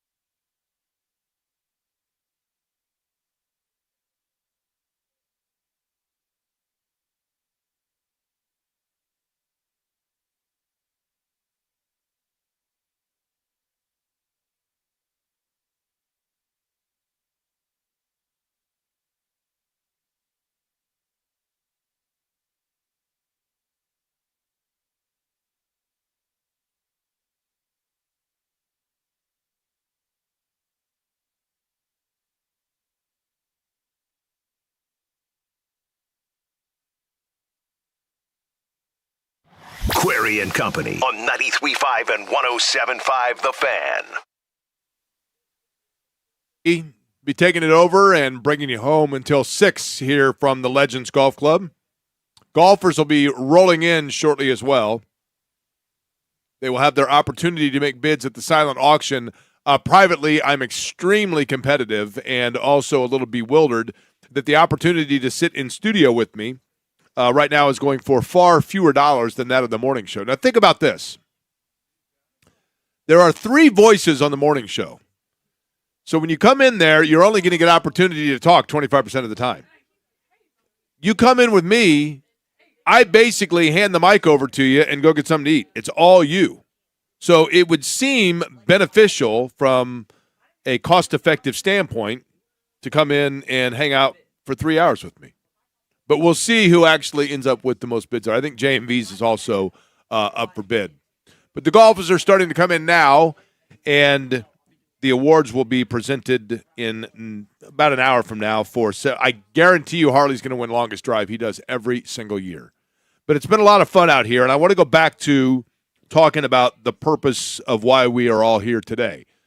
This morning, as everybody was leaving, John and I both made comments to the golfers on their way out. The morning show guys were still on the air. But, I talked about Franciscan Health and the significance of what they allow us to do. And John made it a point to say to everybody as they were driving away to go out and hit the links what is so true, and that is, and it's true for all of you listening right now, not just those that are here golfing today. We have, and I'm well aware of it, John's well aware of it, Kevin, James, Jeff, Mark Dykton, Eddie, Caleb, we're all aware of it. James, the producer, is aware of it. And that is that, we have jobs that are rooted in fun, right? Our jobs are rooted in just a relaxed, fun atmosphere and being able to enjoy what it is that we all enjoy, sports and talking about it and the camaraderie of all of it. And we're very fortunate for that. We're all aware of it. But in addition to that, it's made possible because people listen to the program and participate and support us, and it is most appreciated. And John made that point this morning when everybody was going out to golf, and he's like, look, a lot of you probably just think you're listeners. You're more than listeners. You're all friends, and it's true. It would be my hope, and one of the great compliments is if people say to me, like, yeah, listening to your show is just kind of like hanging out in a sports bar. And that's the overall goal. That's the point and the purpose of what we try to do each and every day. And I think all the other guys at the station do a great job with that. I hope that I do. I don't know, but I hope I do.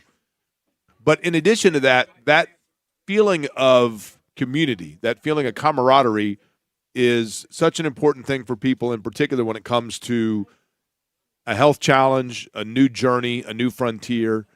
And for those that are going through it with cancer, and that's why I was pleased at the beginning of the golf outing and pleased at the beginning of the show today to bring on J-Law to talk about his journey through cancer and his awareness and the fact that it was, he was screened initially, found out about his prostate cancer, and his awareness and his talking about that with folks has been so important. And that's what Franciscan Health Foundation does as well. And being able to help out those people that get that shock and get that news and then navigate their way through the journey. So for all of that to come together today here at the Legends has been greatly appreciated, and it is not lost on any of us. One other thing real quick. Yesterday, right about now, is when I got the news, as people in Indianapolis did, of the passing of Merle Bettenhausen.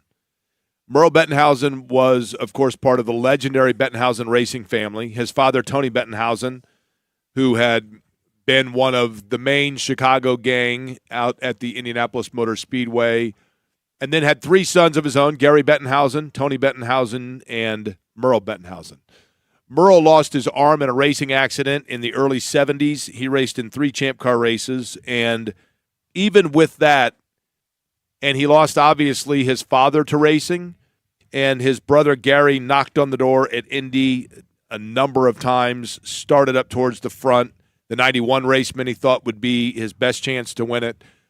Tony Bettenhausen, his brother, also, he had lost both of his brothers within the last decade or so, maybe more so than that in Tony's case. But either way, Merle Bettenhausen was a guy that was always an ambassador for the sport.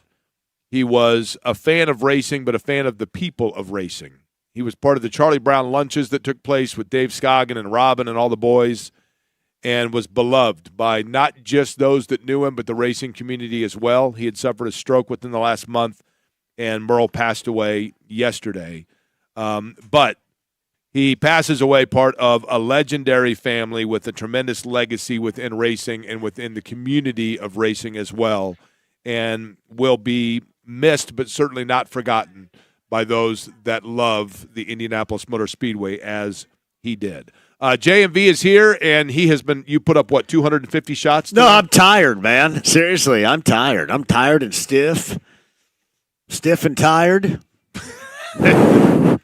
Welcome to your 50s. Incredibly right? stiff. I'm like rigor mortis-y, though, here. That's problematic. By the way, we don't know this, but there's a slight competition going on, John. Yeah. They have – one of the silent auction items is to come in studio with each of our respective shows. Nice. And I'm not so I've resigned to the fact that you'll fetch the most dollars there, but I want to beat the morning show.